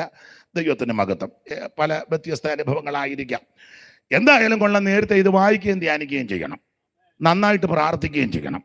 അന്നേരം ആ സന്ദർഭം അനുസരിച്ച്, നടത്തിപ്പനുസരിച്ച് ദൈവം ആലോചന നൽകും. ചിലപ്പം വരുന്ന എല്ലാവർക്കും പ്രയോജനമാകില്ലെങ്കിലും ഒരാൾക്കത് വിടുതലായിരിക്കും. ഒരാത്മാവ് ഭൂലോകത്തെക്കാൾ വിലയേറിയതാണ്. അതുകൊണ്ടാണല്ലോ കർത്താവ് രാവിലെ മുതൽ വൈകുന്നേരം വരെ ദൈവവചനം ശുശ്രൂഷിച്ച് അവസാനം സന്ധ്യയായപ്പോൾ യേശു പറഞ്ഞു, നമുക്ക് അക്കരയ്ക്ക് പോകാം. അക്കരയ്ക്ക് പോകാമെന്ന് യേശു പറഞ്ഞപ്പോൾ എന്തിനാ അക്കരയ്ക്ക് പോകുന്നെന്ന് ശിഷ്യന്മാർക്ക് പിടികിട്ടിയില്ല. പക്ഷെ കർത്താവിനറിയാം അക്കരയ്ക്ക് പോകുന്നത് എന്തിനെന്ന് ചോദിച്ചാൽ, ദീർഘവർഷങ്ങളായി പിശാചിനാൽ പിടിക്കപ്പെട്ട് കിടക്കുന്ന ഒരു മനുഷ്യൻ അക്കരയുണ്ട്. അവന്റെ വിടുതലിന് വേണ്ടിയാ യേശു അക്കരയ്ക്ക് പോകുന്നത്. ഒരാത്മാവ് ഭൂലോകത്തെക്കാൾ വിലയേറിയതാണ്. ഇന്ന് രാത്രി ഈ താണിക്കാട്ടെ ഭവനത്തിൻ്റെ അങ്കണത്തിൽ നടക്കുന്ന ഈ പ്രാർത്ഥന എല്ലാവർക്കും ഒരു പക്ഷേ വിടുതലായി പരിണമിച്ചില്ലെങ്കിലും ഒരു വ്യക്തി വിടുതൽ പ്രാപിക്കുന്നെങ്കിൽ ഈ യോഗം വിജയമാണ്. ഈ ചെലവഴിച്ചതും ചെലവാക്കിയതും ബന്ധപ്പെട്ടതും ഇതിൻ്റെ പിമ്പിൽ അധ്വാനിച്ചതും അധ്വാനിക്കുന്നവർക്കും അത് അനുഗ്രഹമാണ്. ദൈവത്തിന് മഹത്വം. ഒരാൾ രക്ഷിക്കപ്പെട്ടാൽ മതി, ഒരാൾ യഥാസ്ഥാനപ്പെട്ടാൽ മതി, ഒരാൾ മടങ്ങി വന്നാൽ മതി. ഈ യോഗം വിജയമാണ്. അപ്പൊ ശ്രദ്ധിക്കുക, ഒരാത്മാവ് ഭൂലോകത്തെക്കാൾ വിലയേറിയതാ. ശ്രദ്ധിക്കുക. അപ്പോൾ സ്നേഹം.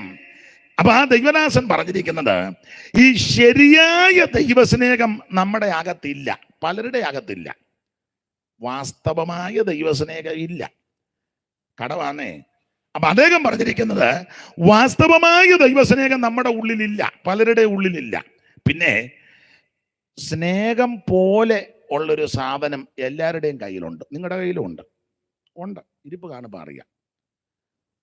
വാസ്തവമായ ദൈവസ്നേഹം നമ്മുടെ കയ്യിലില്ല, എന്നാൽ സ്നേഹം പോലെ ഒരു സാധനം എല്ലാവരുടെ, ഇവിടെ ഇരിക്കുന്ന എല്ലാവരുടെയും കയ്യിലുണ്ട്.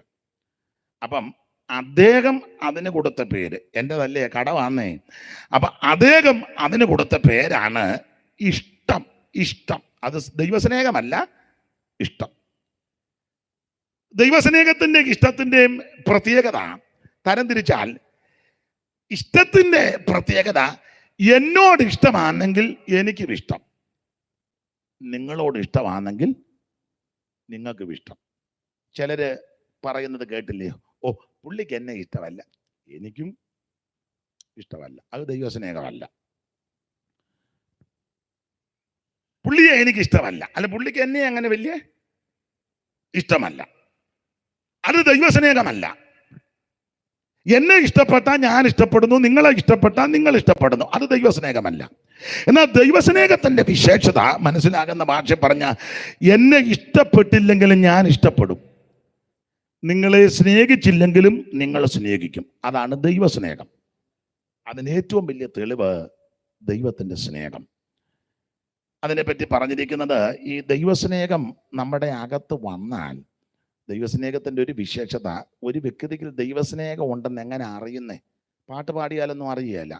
ദൈവസ്നേഹം വർണ്ണിച്ചിടാൻ സ്വന്തം സഹോദരനോട് മിണ്ടുന്നില്ല. സ്റ്റേജിൽ കയറി പാടുക, ദൈവസ്നേഹം വർണ്ണിച്ചിടാൻ വാക്ക് പോരെ.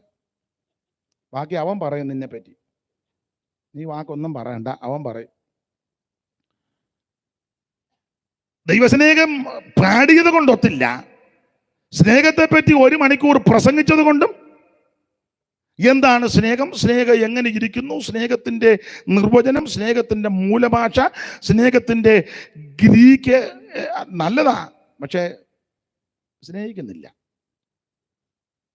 അപ്പം സ്നേഹത്തിൻ്റെ വിശേഷത, ദൈവസ്നേഹത്തിൻ്റെ പ്രത്യേകത, ഒരു വ്യക്തിയിൽ ദൈവസ്നേഹം വന്നെന്ന് എങ്ങനെ അറിയും? അതിനൊരാൾ പറഞ്ഞിരിക്കുന്നത്, ഒരു വ്യക്തിയിൽ ദൈവസ്നേഹം ഉണ്ടെന്ന് മനസ്സിലാക്കുന്നത് ദൈവസ്നേഹം അകത്ത് വർദ്ധിക്കും തോറും കൊടുക്കാൻ തോന്നും. ദൈവസ്നേഹം കൂടും തോറും കൊടുക്കാൻ തോന്നും. നമുക്ക് ദൈവസ്നേഹം കൂടും തോറും എടുക്കാനാ തോന്നുന്നത്, അല്ലേ? പറഞ്ഞ സ്വോത്ര കാഴ്ച എടുക്കാനാ പറയുന്നത്, അല്ലേ? സ്വോത്ര കാഴ്ച ഒരാൾ എടുത്തോണ്ട് അങ്ങ് വീട്ടിൽ പോയി, പുള്ളിയോട് ചോദിച്ചു എന്നാ എടുക്കാനാന്നല്ല പുള്ളി പറഞ്ഞത്. എടുത്തോണ്ട് പുള്ളി പറഞ്ഞു വണ്ടി നേരത്തെ പോയി, എനിക്ക് പോകണം. ദൈവസ്നേഹം ഒരു വ്യക്തിയുടെ അകത്ത് വർദ്ധിച്ചാൽ ഉണ്ടെങ്കിൽ അവനെ കൊടുക്കാൻ തോന്നും. എന്തെങ്കിലും ഒന്ന് കൊടുക്കാനല്ല, ഏറ്റവും നല്ലത് കൊടുക്കാൻ തോന്നും. അതിന് ഏറ്റവും വലിയ ഉദാഹരണം നിങ്ങൾക്കറിയാം, യോഹന്നാൻ 3:16. തൻ്റെ ഏകജാതനായ പുത്രനിൽ വിശ്വസിക്കുന്ന ഏവനും നശിച്ചു പോകാതെ നിത്യജീവൻ പ്രാപിക്കേണ്ടതിന് ദൈവം അവനെ നൽകുവാൻ തക്കവണ്ണം ലോകത്തെ സ്നേഹിച്ചു. അർത്ഥം ഇത്രയേ ഉള്ളൂ, ഹോവയായ ദൈവം, സർവജ്ഞനായ ദൈവം മനുഷ്യവർഗത്തെ സ്നേഹിച്ചു. തൻ്റെ സൃഷ്ടിയുടെ മണിമകുടമാകുന്ന മനുഷ്യവർഗത്തെ ദൈവം സ്നേഹിച്ചു. മനുഷ്യജാതിയെ ദൈവം സ്നേഹിച്ചു. ദൈവം സ്നേഹമാണ്. ആ സ്നേഹമായ ദൈവം മനുഷ്യവർഗത്തെ സ്നേഹിച്ചപ്പോൾ പിതാവായ ദൈവത്തിൻ്റെ തിരുഹൃദയത്തിൽ ആമൻ ഉരുത്തിരിഞ്ഞ ആഗ്രഹം, ഞാൻ സ്നേഹിക്കുന്ന, ഞാൻ ഇഷ്ടപ്പെടുന്ന, ഞാൻ പ്രിയപ്പെടുന്ന ഈ മനുഷ്യജാതിക്ക് എന്തെങ്കിലും കൊടുക്കണം. എന്തെങ്കിലും ഒന്ന് കൊടുത്ത് ഉരുട്ടിപ്പരട്ടി അവരെ ഒതുക്കാനല്ല ദൈവം ചിന്തിച്ചത്, ഏറ്റവും ശ്രേഷ്ഠമായതിനെ കൊടുക്കണം. അതുകൊണ്ടാണ് തൻ്റെ ഓമന കുമാരനെ നമുക്ക് വേണ്ടി ഏൽപ്പിച്ചു തന്നത്. അപ്പോൾ ഇന്ന് രാത്രി എന്നെ കേൾക്കുന്ന പ്രിയരെ, ദൈവസ്നേഹം ഒരു വ്യക്തിയുടെ അകത്ത് വ്യാപരിച്ചാൽ കൊടുക്കാൻ തോന്നും. എന്തെങ്കിലും ഒന്ന് കൊടുക്കുകയല്ല, ഏറ്റവും നല്ലതിനെ കൊടുക്കണം. ഹോവയായ ദൈവത്തിന് മനുഷ്യവർഗത്തോട് സ്നേഹം വർദ്ധിച്ചപ്പോൾ ഏറ്റവും നല്ലതിനെ കൊടുക്കുവാൻ ആഗ്രഹിച്ചു. തൻ്റെ ഏകജാതനെ നമുക്ക് വേണ്ടി ഏൽപ്പിച്ചു തന്നു. അതാ ദൈവസ്നേഹം. നമുക്കും ദൈവസ്നേഹം ഉണ്ട്. കൊടുക്കാൻ തോന്നിയിട്ടുണ്ടോ? മിക്കവാറും ദൈവസ്നേഹത്തെ പറ്റി പാടുകയും പ്രാർത്ഥിക്കുകയും പ്രസംഗിക്കുകയും എന്ന സഹോദരങ്ങൾ തമ്മിൽ അതിന് തർക്കം ഉണ്ടാകുന്ന കണ്ടിട്ടുണ്ട്. പുള്ളി IPC, മറ്റേ പുള്ളി അസംബ്ലീസ് കോഡ്, അപ്പുറത്തെ പുള്ളി ചർച്ച കോഡിൽ, ഇളയ പുള്ളി ഷാരോനിൽ, തള്ളയൊരെണ്ണം TPM-ൽ നിന്ന് വെല്ലുവിളിക്കുക, വാക്കത്തിയായിട്ട് ചുണയുണ്ട്, നീ ഇവിടെ കുറ്റിയിട്ടാൽ നിന്നെ ഞാൻ. ഞായറാഴ്ച സഭാകോളി വന്ന് പാടുക, സ്നേഹത്തിന് ആഴവും നീളമതിയും. ആട്ടെ, എഴുന്നേറ്റ് പോകണ്ട, ഇന്നിപ്പോൾ ഇവിടെ ഇരിക്കെ, നമുക്കിത് കഴിഞ്ഞേച്ച് പോകാം. വലിയ സുഖമായിട്ട് വരികയില്ല, എന്നാലും ഇരിക്കെ, വന്നതല്ലേ. ദൈവസ്നേഹം ഒരു വ്യക്തിയുടെ അകത്ത് വന്നാൽ കൊടുക്കാൻ തോന്നണം. നമ്മൾ ദൈവത്തെ സ്നേഹിക്കുന്നവരാ, കൊടുക്കണം. എന്തോ കൊടുക്കണം. ദൈവത്തിന് ആരുടെയും പൈസയൊന്നും വേണ്ട. പുള്ളി ഗതികേട് പിടിച്ച ആളല്ല. ധനവും മാനവും പുരാതന സമ്പത്തും അവിടുത്തെ പക്കലുണ്ട്, പൈസയൊന്നും വേണ്ട. എന്നാൽ 2 പൂവൻ കോഴിയെ കൊടുക്കാം. വേണ്ട, കാട്ടിലെ 1000 കാട്ടുകോഴി, അന്നേരം നിന്റെ 2 പൂവൻ. ഇവിടെ കാട്ടുകോഴി ഇഷ്ടം പോലെയാ. കാട്ടിലോട്ട് ചെന്ന് അതെല്ലാം ദൈവത്തിൻ്റെ അല്ലേ. കാട്ടിലെ 1000 ജന്തുക്കള്. നിന്റെ ആടിനെ ഒന്നും ദൈവത്തിന് വേണ്ട, കാളക്കിടാവിനെയും വേണ്ട, പശുവിനെയും ദൈവത്തിന് വേണ്ട. സ്തോത്രം. ദൈവത്തിന് ഞാൻ 10 സെന്റ് സ്ഥലം കൊടുത്തു. പിന്നെ പുള്ളി ലക്ഷം വീട്ടിൽ കിടക്കുകയായിരുന്നു, പുറംപോക്കിൽ. ദൈവം പുള്ളി അതിലെ പോയപ്പോൾ, ദൈവം ആണല്ലോ പുറംപോക്കി കിടക്കുന്ന. എന്നാ വാ ദൈവമേ, 10 സെന്റ് സ്ഥലം ദൈവത്തിന് ആരുടെയും സ്ഥലമൊന്നും. ഇവിടെ ഈ ഭൂമിയും അതിൻ്റെ പൂർണ്ണതയും ഭൂതലവും അതിൻ്റെ നിവാസികളും യഹോവയ്ക്കുള്ളതാ. പിന്നെ നിന്റെ 10 സെന്റ് അല്ല, ഈ 10 സെന്റ് സ്ഥലം സഭയ്ക്ക് കൊടുത്ത പുള്ളി പിന്നെ ശീലാന്തിയിലേ കളിക്കുള്ളൂ. പുള്ളിയാ പിന്നെ സഭ നിയന്ത്രിക്കുന്നേ. നമ്മൾ ചോദിക്കും ഇതാരാ? അത് സഭയ്ക്ക് സ്ഥലം കൊടുത്താ ചാന താഴെ ഇരിക്കുകയല്ല. ഇല്ലില്ല, പുള്ളി മേളി ഇരുന്ന് ചരട് പുള്ളിയുടെ ഇല്ല. മിണ്ടുന്നില്ലല്ലോ ആരും. അല്ല, മിണ്ടണ്ട, എന്തിനാ വെറുതെ മിണ്ടണ്ട. ദൈവത്തിന് ആരുടെയും വസ്തു വേണ്ട, ദൈവത്തിന് ആരുടെയും പൈസയും വേണ്ട, ദൈവത്തിന് ഭൗതിക വസ്തുക്കളും വേണ്ട. ദൈവത്തിന് നിന്നെ ആവശ്യം. ഇന്ന് രാത്രി നിന്നെ ദൈവത്തിനൊന്ന് ഏൽപ്പിച്ചു കൊടുക്ക. കർത്താവേ, ഇന്ന് രാത്രി എന്നെ അവിടുത്തെ പാദപീഠത്തിൽ സമർപ്പിക്കുന്നു, എന്നെ അങ്ങോട്ട് തരികയാ. അവിടുത്തെ തിരുഹിതം എൻ്റെ ജീവിതത്തിൽ നിറവേറണമെന്ന് ആര് സമർപ്പിച്ച് പ്രാർത്ഥിക്കും, അവരെ ഇന്ന് രാത്രി ദൈവം അനുഗ്രഹിക്കും. കർത്താവിന് മഹത്വം. അപ്പോൾ ദൈവസ്നേഹം ഒരു വ്യക്തിക്കിടെ അകത്ത് വന്നാൽ കൊടുക്കാൻ തോന്നും. ആട്ടെ, ഞാൻ ആ ഭാഗം അങ്ങ് വിടുകയാ. അപ്പോൾ പ്രധാനപ്പെട്ട കൽപ്പന ദൈവസ്നേഹമാണ്. എന്നാൽ ഇവിടെ സഭാപ്രസംഗം കേട്ട പുസ്തകം 8-ാം അധ്യായത്തിന്റെ 5-ാമത്തെ വാക്യത്തിൽ പറയുക, കൽപ്പന പ്രമാണിക്കുന്നവന് ഒരു ദോഷവും സംഭവിക്കത്തില്ല. ഇന്ന് രാത്രി എന്നെ കേൾക്കുന്ന പ്രിയപ്പെട്ടവരോട് ഓർപ്പിക്കട്ടെ, ദൈവകൽപ്പന പ്രമാണിച്ചാൽ, ദൈവത്തിൻ്റെ കൽപ്പന അനുസരിച്ചാൽ, ദൈവത്തിൻ്റെ കൽപ്പന അംഗീകരിച്ചാൽ, ദൈവത്തിൻ്റെ കൽപ്പന ആചരിച്ചാൽ നിനക്കും നിന്റെ കുടുംബത്തിനും ഒരു ദോഷവും വരികയില്ല. നിങ്ങൾ പുസ്തകം പഠിച്ച് ദൈവകൽപ്പന, ദൈവാലോചന അനുസരിച്ചവർക്കെല്ലാം വിടുതലുണ്ടായിട്ടുണ്ട്. 1-2 കാര്യങ്ങൾ വചനത്തിന്റെ വെളിച്ചത്തിൽ ചിന്തിക്കാം. വായിച്ച് അറിവുള്ള ഭാഗമാ.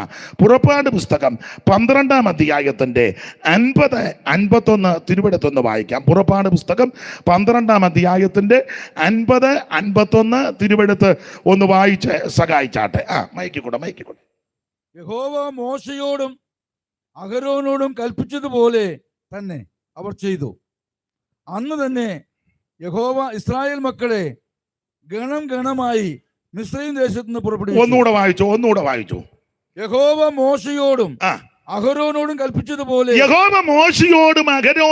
കൽപ്പിച്ചതുപോലെ അവർ ചെയ്തു. മതി. കൽപ്പന പ്രമാണിക്കുന്നവന് ഒരു ദോഷവും സംഭവിക്കത്തില്ല.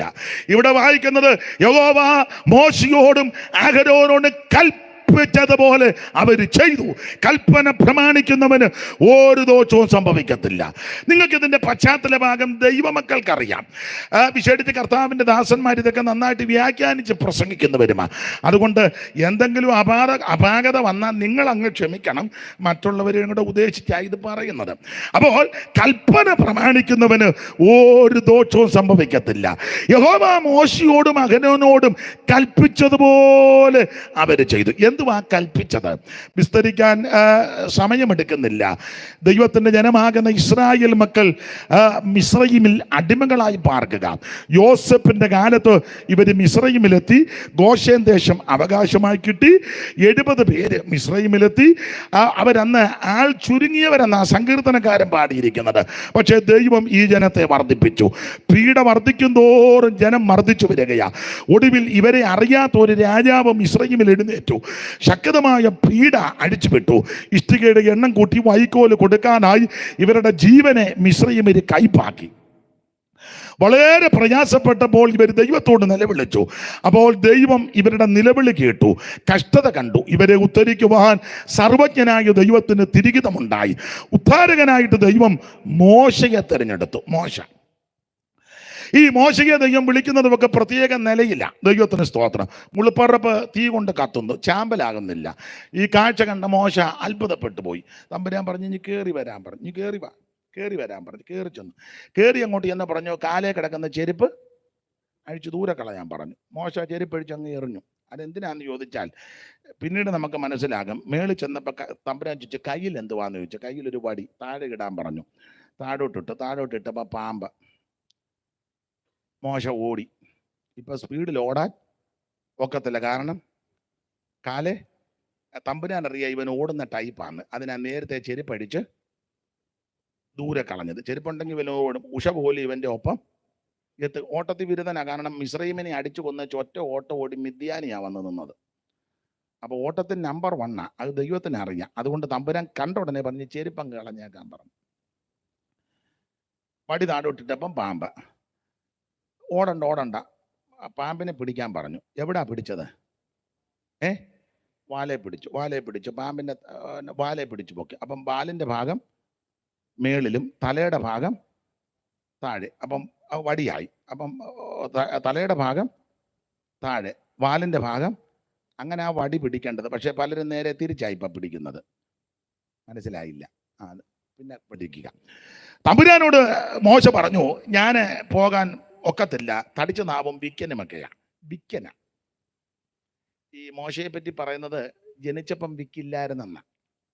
വിക്കില്ലായിരുന്നു. അപ്പൊ ഒരാൾ പറഞ്ഞു ജനിച്ചപ്പം വിക്കില്ലായിരുന്നു, പിന്നെ കല്യാണം കഴി പിന്നെ വിക്കുന്ന. ഏതാണ്ട് അതിനാ സാധ്യത. കാരണം അപ്പോസ്തല പ്രവൃത്തി 7:22 മോശ മിസ്രയീമ്യരുടെ സകല ജ്ഞാനവും അഭ്യസിച്ചു, വാക്കിലും പ്രവൃത്തിയിലും സമർത്ഥനായെന്ന. അപ്പൊ ജനനത്തിലും വളർച്ചയിലും വലിയ വിക്ക്, വാക്കിലും പ്രവൃത്തിയിലും സമർത്ഥന. പിന്നെ വിക്കുണ്ടായത് കല്യാണം കഴിഞ്ഞേ പിന്നെ എന്നാ ചിലരുടെ വാദം ഏതാണ്ട് ശരിയാകാൻ സാധ്യതയുണ്ട്. കാരണം അടിച്ചു കൊന്നേ ചോടി ചെന്ന് സിപ്പോറയെ കെട്ടി. ദത്ത്. അപ്പൊ ദത്ത് ആയതുകൊണ്ട് പുള്ളിയാന്ന് എല്ലാത്തിനും കയറി ഏക്കുന്ന ആളാണ്. അപ്പം ദത്ത് നിൽക്കിയായതുകൊണ്ട് ആ വീട്ടിലും എന്തെങ്കിലും അഭിപ്രായ വ്യത്യാസം വരുമ്പോൾ പുള്ളി കയറി പറയാൻ പറ്റും, അപ്പച്ച എന്ന് പറഞ്ഞ അമ്മായിപ്പം പറയും, ഞാനിവിടെ ഉണ്ട്, നീ ദത്തല്ലേ. പിന്നെ ഇവൻ എന്തെങ്കിലും പറയാൻ സിപ്പോ എത്രയാന്ന് പറഞ്ഞാൽ ദത്ത് നിന്നാൽ അതിൻ്റെ ക്ഷീണമുണ്ട്. ദത്ത് നിൽക്കുന്ന ഒരു പിണങ്ങി പോകണ്ട, അവിടെ നിൽക്കേ, അതിൻ്റെതായ ക്ഷീണമുണ്ട്. അപ്പൊ ഈ എന്തെങ്കിലും പറയുമ്പോൾ ഇവര് വില ഇങ്ങനെ ഇങ്ങനെ വിക്കായെന്ന ആയിക്കോട്ടെ. എന്തായാലും അവനെയും ദൈവം തെരഞ്ഞെടുത്തേച്ച് പറഞ്ഞു, നീ ഫറവോന്റെ അടുക്ക ചെല്ലണം, എന്റെ ജനത്തെ ആരാധനയ്ക്ക് വിട്ടയക്കാൻ കൽപ്പിക്കണം. അപ്പോൾ ദൈവം തമ്പുരാനോട് മോശ ചോദിച്ചു, സ്തോത്രം, ഞാൻ അവിടെ ചെല്ലുമ്പോൾ ഫറവോൻ ചോദിക്കും ആരാ നിന്നെ വിട്ടെന്ന്. അപ്പൊ പറയും ദൈവം വിട്ടെന്ന്. അപ്പൊ പുള്ളി ന്യായമായിട്ട് ചോദിക്കും, നിങ്ങളുടെ ദൈവത്തിന്റെ പേരെന്താന്ന് ചോദിക്കും. അപ്പം പേര് പറയണമല്ലോ.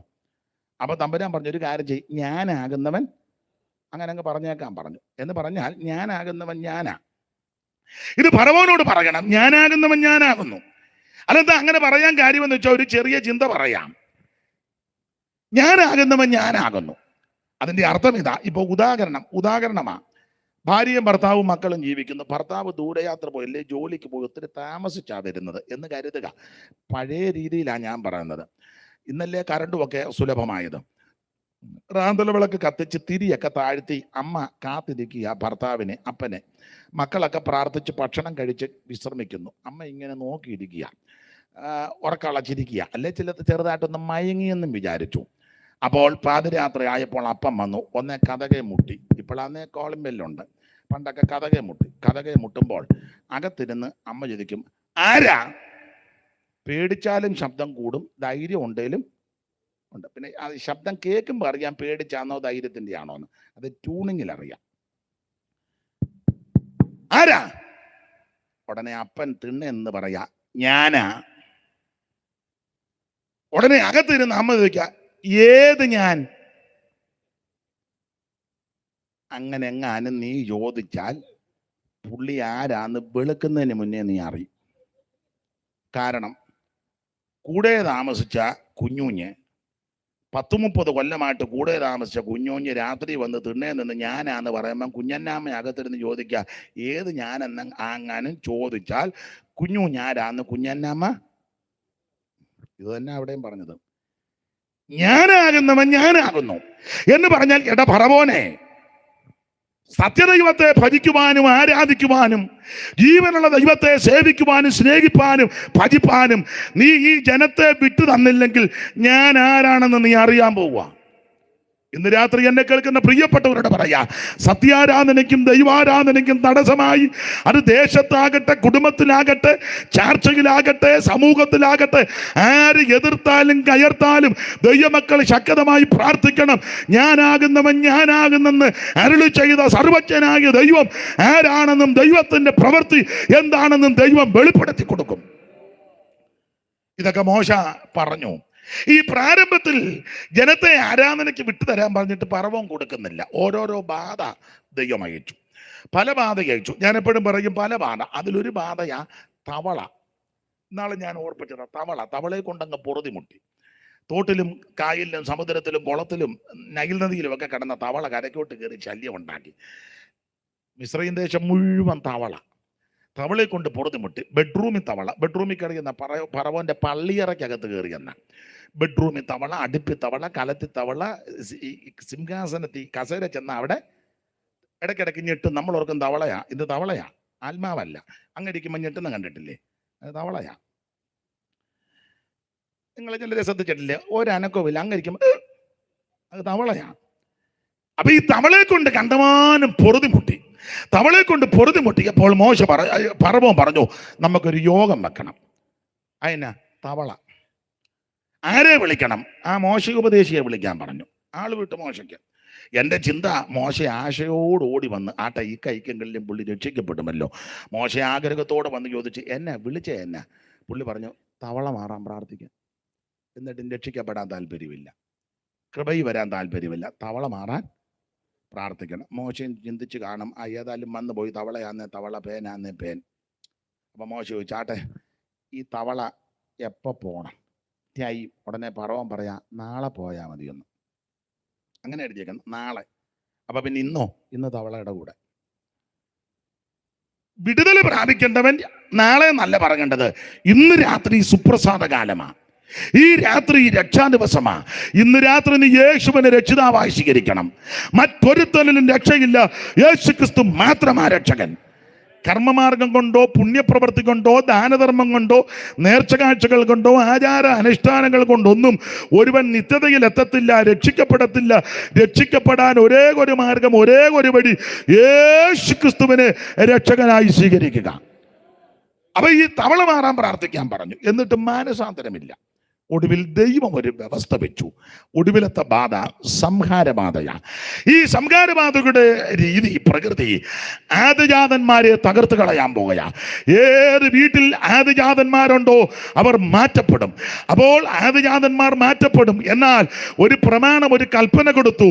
ആദിജാതന്മാർ സംഹാരബാധയാൽ നശിച്ചു പോകാതിരിക്കാൻ ഒരു കൽപ്പന ദൈവം കൊടുത്തു. ആമേൻ. ഈ മാസം നിങ്ങൾക്ക് മാസത്തിന്റെ ആരംഭമായിരിക്കണം. ആബീബ് മാസം 1 മുതൽ മാസത്തിന്റെ ആരംഭമായിരിക്കണം. ആ 10-ാം തീയതി ഒരു ആട്ടിൻകുട്ടിയെ തിരഞ്ഞെടുക്കണം. 1 വയസ്സ് പ്രായമുള്ളത് ഊനമില്ലാത്തതും ആണുമായ ആട്ടിൻകുട്ടിയെ തിരഞ്ഞെടുത്ത് അത് 14-ാം തീയതി സന്ധ്യാസമയത്ത് ആട്ടിൻകുട്ടിയെ അറുത്ത് അതിൻ്റെ രക്തം ഒരു കിണ്ണത്തിലെടുത്ത് ഈ സോപ്പ് ചെടിയുടെ കെട്ടെടുത്ത് കിണ്ണത്തി മുക്കി കട്ടലക്കാർ രണ്ടിലും കുറുമ്പടിമേലും പുരട്ടണം. കാലിൽ ചെരുപ്പിട്ട് കയ്യിൽ വടിപിടിച്ച് അരമുറുക്കി കുഞ്ഞാടിനെ തീയിൽ ചുട്ട് കയ്പ് ചീരയോടുകൂടെ പുളിപ്പില്ലാത്ത അപ്പവും കൂടെ കൂട്ടിപ്പിടിച്ച് ഇതിനെ ഭുജിക്കണം. അന്ന് രാത്രി ആരും വെളിയിലിറങ്ങരുത്. കാരണം സംഹാരദൂതൻ അന്ന് രാത്രി ഓരോ ഭവനങ്ങളിലും ആമൻ പ്രവേശിക്കാൻ പോകുക. എന്നാൽ ഈ കൽപ്പന അനുസരിക്കുന്നത് ഏത് കൽപ്പന?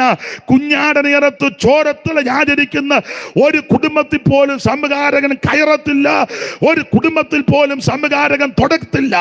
ആമൻ. ഈ കൽപ്പന കർക്കശമായിട്ട് നിങ്ങൾ ആചരിക്കണം. എന്തിനേറെ ഇസ്രായേൽ മക്കൾ മുഴുവൻ ദൈവം പറഞ്ഞ ഈ കൽപ്പന അനുസരിച്ചു.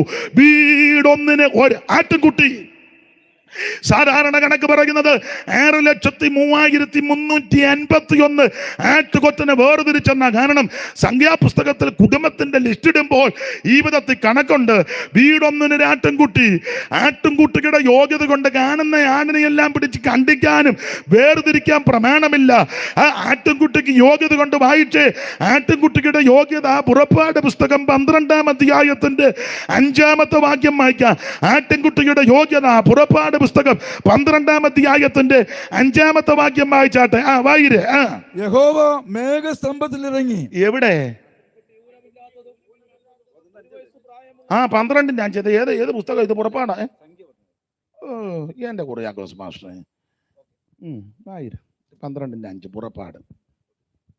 ആട്ടിൻകുട്ടി അല്ല, അതും കുഴപ്പമില്ല. വേറെ പുസ്തകത്തിൽ നിന്നാ വായിച്ചത്, അത് കുഴപ്പമൊന്നുമല്ല.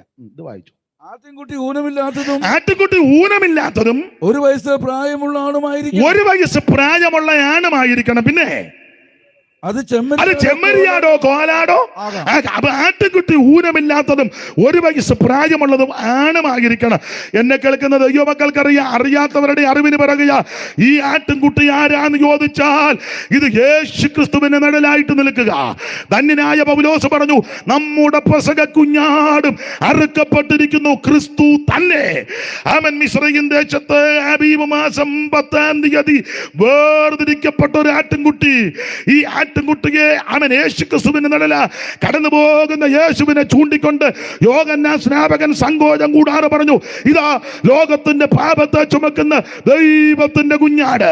അങ്ങനെയെങ്കിൽ ഈ കുഞ്ഞാട്, ഈ വേർതിരിക്കപ്പെട്ട കുഞ്ഞാട് യേശു ക്രിസ്തുവിന്റെ നിഴല. എന്തുവാ കുഞ്ഞാടിന്റെ യോഗ്യത? ഊനമില്ലാത്തതും ആണുമായിരിക്കണം, 1 വയസ്സ് പ്രായമുള്ളതായിരിക്കണം. ഇന്ന് രാത്രി എന്നെ കേൾക്കുന്ന പ്രിയരെ, ഊനമില്ലാത്ത, പാപമില്ലാത്ത, കളങ്കമില്ലാത്ത, അകൃത്യമില്ലാത്ത ഒരുവനേ ഉള്ളൂ. അത് നസറയനാകുന്ന യേശു ക്രിസ്തു. പാപം ചെയ്യാത്തവൻ, പാപം തീണ്ടാത്തവൻ, പാപമറിയാത്തവൻ, പാപം ചെയ്യാത്തവൻ, പാപമേശാത്ത, പാപമില്ലാത്ത പരമവിശുദ്ധനായ ഒരുവനെയുള്ളൂ, യേശു ക്രിസ്തു മാത്രം. അവൻ എത്ര കോടതി മാറി മാറി വിസ്തരിച്ചു, യേശുവിൽ ഒരു കുറ്റവും കണ്ടില്ല. അവൻ പീലാത്തോസ് വെള്ളമെടുത്ത് കൈ കൊണ്ട് കഴുകി വെച്ച് പറഞ്ഞു, ഈ നീതിമാന്റെ രക്തത്തിൽ എനിക്ക് പങ്കില്ല. അവൻ നീതിയോടെ ജീവിച്ചവനായ യേശു. അവൻ പീലാത്തോസിന്റെ ഭാര്യ ദർശനത്തിൽ വിവശത കൊണ്ടായി വന്ന് പറഞ്ഞു, എല്ലാവരും അവനെ വിധിക്കുന്നത് പോലെ ആ നീതിമാന ദോഷമായിട്ടൊന്നും പറഞ്ഞേക്കരുത്. അവന്റെ ഭാര്യയും പ്രസ്താവിച്ചു, യേശു നീതിമാനാ.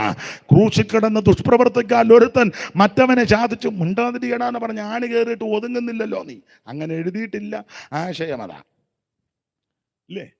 അല്ല, ആണി കയറിയിട്ട് ഒതുങ്ങാത്ത ആൾക്കാർ നമ്മുടെ ഇടയിലും ഉണ്ട് ഇല്ലേ? വെള്ളപ്പൊക്കം വന്നു, ഒതുങ്ങിയോ? ആ പൊങ്ങിയ സമയത്ത് ദൈവമേ എന്നൊക്കെ വിളിച്ചതല്ല, അത് കഴിഞ്ഞപ്പോൾ പിന്നെ ഇരട്ടി ശക്തിയോടാ വന്നത്. കോവിഡിന്റെ സമയത്ത് കോവിഡ് വന്നിട്ട് ഒതുങ്ങി, ആണി കയറി കോവിഡ് വന്നിട്ട് ഒതുങ്ങിയോ? മിണ്ടുകയല്ല, ഒതുങ്ങിയില്ല. അന്നേരം ഉപവാസവും പ്രാർത്ഥനയും ചെയിൻ പ്രയറും പിന്നെ കുടുംബത്തിലുണ്ട്, കുടുംബക്കാർ തമ്മിൽ അതിനെന്നാ പറയുന്നത്, വാട്സപ്പ് കൂട്ടായ്മ ഭയങ്കരമാണ്. ഒന്നിനൊന്നിനെ കണ്ടും കൂടാ. ഒതുങ്ങുന്നില്ലല്ലോ. ആണി കയറിയിട്ട് ഒതുങ്ങുന്നുണ്ടോ? മിണ്ടുന്നില്ല, മിണ്ടുകയല്ല. എങ്ങനെ മിണ്ടാനാ?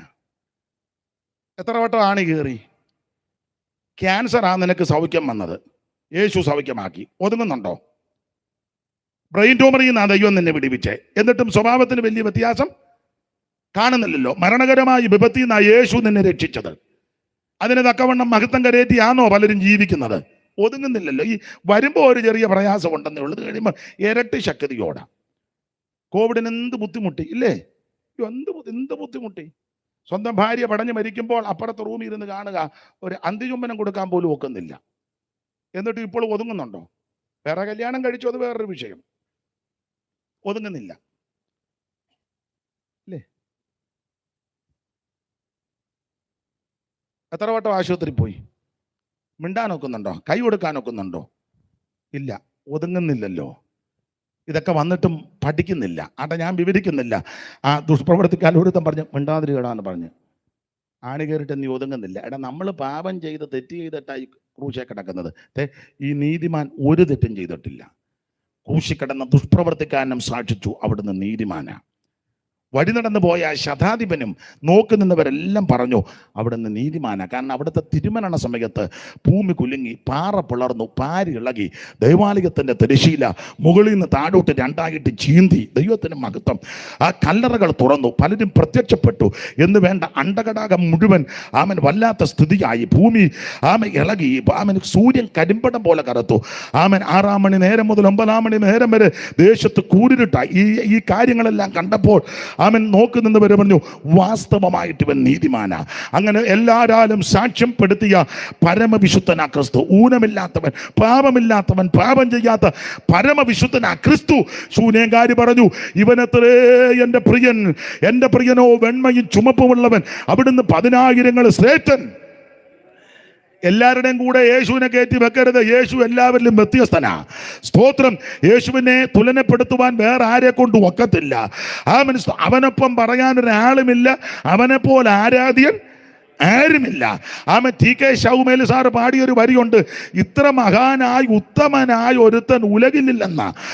കലുഷത ലേശം കാണുന്നില്ല മനുഷ്യനിൽ എന്തുര ചെയ്തെന്ന. കലുഷത ഇല്ലാത്തവൻ, പാപമില്ലാത്തവൻ, പാപം ചെയ്യാത്തവൻ, പാപമേശാത്തവൻ, പാപമറിയാത്ത പരമവിശുദ്ധനാ ക്രിസ്തു. ക്രിസ്തുവിന് നിഴല ഈ കുഞ്ഞാട്. കുഞ്ഞാടിനെ ഇറത്ത് ചോരത്തളി ആചരിക്കണം. നിങ്ങൾക്കറിയാം, വിവരിക്കുന്നില്ല. ഇസ്രായേൽ മക്കൾ പറഞ്ഞതുപോലെ ഒരു കുഞ്ഞാടിനെ അറുത്തു. അതിന്റെ രക്തമെടുത്ത് കട്ടളക്കാരണ്ടിലും കുറുമ്പടി മേലും പുരട്ടി. അന്ന് രാത്രി കൽപ്പന അനുസരിച്ചവർക്ക് മിസ്രയീമിൽ നിന്ന് ദൈവം ഒരു പുറപ്പാടും കൊടുത്തു. സംഹാരബാധയിൽ നിന്ന് അവരെ ദൈവം രക്ഷിച്ചു. കൽപ്പന പ്രമാണിക്കുന്നവന് ഒരു ദോഷവും സംഭവിക്കത്തില്ല. എന്നാൽ ദൈവകൽപ്പന പ്രമാണിക്കാതെ, കുഞ്ഞാടനെ അറക്കാതെ, ചോരത്തളി ആചരിക്കാതെ പിടിവാശിയോടിരുന്ന കുടുംബങ്ങളിൽ സംഹാരകൻ കയറി താണ്ഡവ നൃത്തമാടി ആദിയാതന്മാർ പടുപടാന്ന് മരിച്ചു വീണപ്പോൾ കൽപ്പന പ്രമാണിച്ച കുടുംബങ്ങളിൽ ജയത്തിന്റെ പാട്ടുയർന്നു. ഇന്ന് രാത്രി എന്നെ കേൾക്കുന്ന പ്രിയരെ, ദൈവകൽപ്പന പ്രമാണിച്ചാൽ, ദൈവകൽപ്പന അനുസരിച്ചാൽ, ഒന്ന്, സംഹാരബാധയിൽ നിന്ന് ദൈവം നിന്നെയും നിന്റെ കുടുംബത്തെയും രക്ഷിക്കും. ഒരു പക്ഷേ മാറാരോഗമായിരിക്കും, തീരാവ്യാധിയായിരിക്കും, കുടുംബത്തിന്റെ ശാപമാണെന്നൊക്കെ ചിലർ പറയും, പാരമ്പര്യത്തിന്റെ ശാപമാണെന്ന് പറയും. അതൊന്നും തർക്കിക്കാൻ ഇപ്പൊ ഞാൻ ആളല്ല. എന്തുമാകട്ടെ, ഏത് ശാപമാകട്ടെ, ഏത് കുടുംബദോഷമാകട്ടെ, ഏത് പാരമ്പര്യ വിഷയമാകട്ടെ, ഏത് പാരമ്പര്യ കാര്യങ്ങളാകട്ടെ, അതിൽ നിന്ന് വിടുവിക്കുവാൻ കഴിവുള്ള ഒരുവൻ ഇന്ന് ജീവിക്കുന്നുണ്ട്. ഒന്ന്, ദൈവകൽപ്പന പ്രമാണിച്ചാൽ സംഹാരബാധയിൽ നിന്ന് ദൈവം നിന്നെ രക്ഷിക്കും. കൽപ്പന പ്രമാണിക്കുന്നവന് ഒരു ദോഷവും സംഭവിക്കുകയല്ല. ചടിചടാന്ന് 1-2 വാക്യം കൂടെ വായിച്ച് നമുക്ക് വേഗത്തിലങ്ങ് നിർത്താം. ദൈവത്തിന് സ്തോത്രം. കൽപ്പന പ്രമാണിക്കുന്നവന് ഒരു ദോഷവും സംഭവിക്കത്തില്ല. ഒന്ന്, ദൈവകൽപ്പന പ്രമാണിച്ചാൽ സംഹാരബാധയിൽ നിന്ന് ദൈവം നിന്നെ നിന്റെ കുടുംബത്തെയും രക്ഷിക്കും.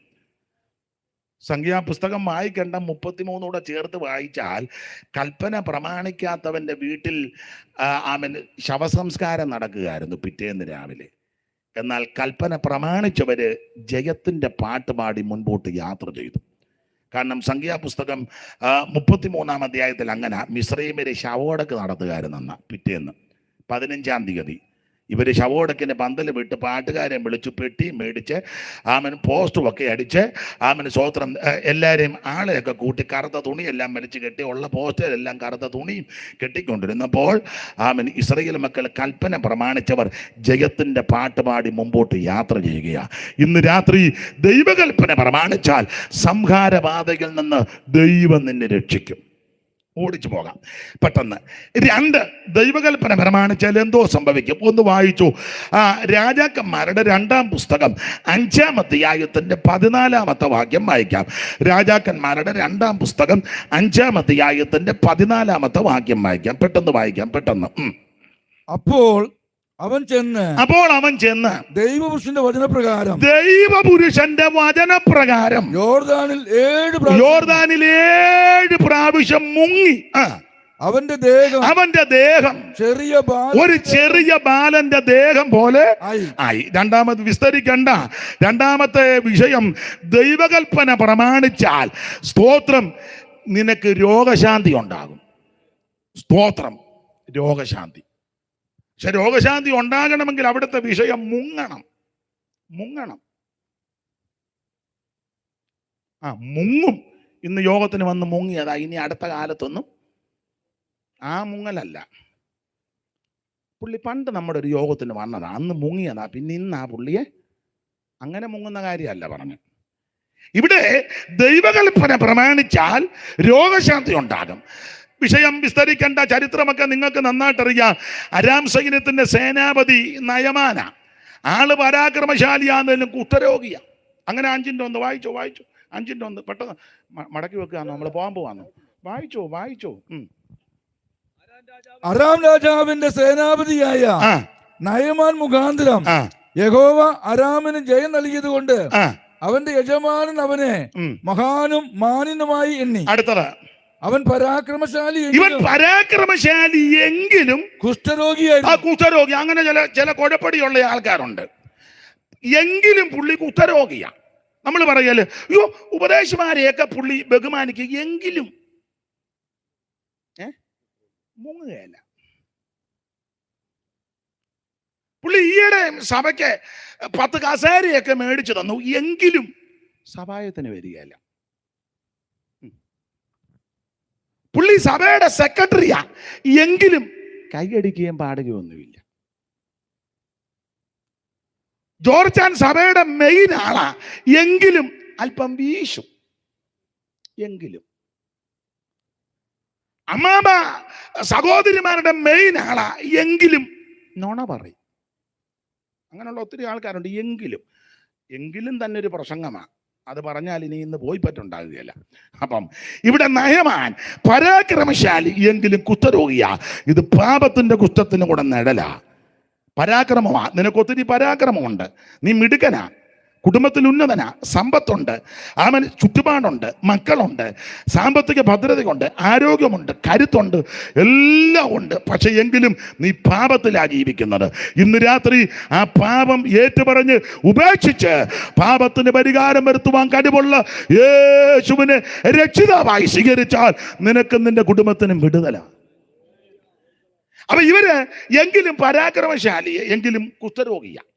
ഇയാൾ ഈ പരാക്രമമൊക്കെ കാട്ടിയാൽ, എൻ്റെ ഭാഷയെ പറയുക, തെറ്റിദ്ധരിക്കുക, നാട്ടിലൊക്കെ വലിയ പരാക്രമശാലി, പോർക്കളത്തിലും പരാക്രമം. കാരണം ഈ സോട്ടും കൂട്ടിവിടുന്നതുകൊണ്ട് കുറ്റം അറിയത്തില്ല. പക്ഷെ വീട്ടിൽ വന്നാൽ തള്ളെ അകത്ത് കയറ്റുകയല്ല. മനസ്സിലായി കാണും. സഭയിലൊക്കെ ഉപദേശിമാരെ കിടുകിട പറപ്പിക്കുന്ന അച്ചായന്മാരുണ്ട്. വീട്ടിൽ വന്നാൽ പൂച്ച ഇരിക്കും പോലെ തള്ളയുടെ കല. പാഷന്മാരെ കിടുകിട, പാഷൊക്കെ എന്നെ അറിയത്തില്ല, കൂട്ടാലെ എന്നെ അന്വേഷിക്കണം, കൂട്ടാലെ ബേബി ആരാന്ന്, കൂട്ടാലെ ബേബി. അങ്ങനെ പേരുള്ളവർ ക്ഷമിക്കണം, ഞാനൊരു പേര് പറഞ്ഞതുള്ളൂ, ബേബി എന്നെ കണ്ടുവച്ച് പോകാൻ നിൽക്കരുത്. അപ്പൊ ചെല്ലങ്ങ് പറയുക, കൂട്ടാലെ ബേബി ഇവിടെ വരുന്ന ആൾക്കാരെ ഞാനാണ്, പക്ഷെ ബേബി അമ്മണിയുടെ മുന്നിൽ തല വയ്ക്കും. പരാക്രമശാലി എങ്കിലും കുഷ്ഠരോഗിയാ, ഇയാൾക്ക് പെരക്കകത്ത് കയറാൻ ഒക്കുകയില്ല. അപ്പൊ ഇവര് പണ്ട് യുദ്ധത്തിന് പോയപ്പോൾ ഒരു പെങ്കൊച്ചിനെ അടിമ പെണ്ണായിട്ട് കൊണ്ടുവന്ന് വീട്ടിൽ ജോലിക്കുക. എന്തുവാ പാസ്റ്റർ പറഞ്ഞ്, ഏതാണ്ട് പറഞ്ഞു കൊടുത്ത് പ്രസംഗം തെറ്റിയെന്നായിരിക്കും. എന്തുവാ പറഞ്ഞ്?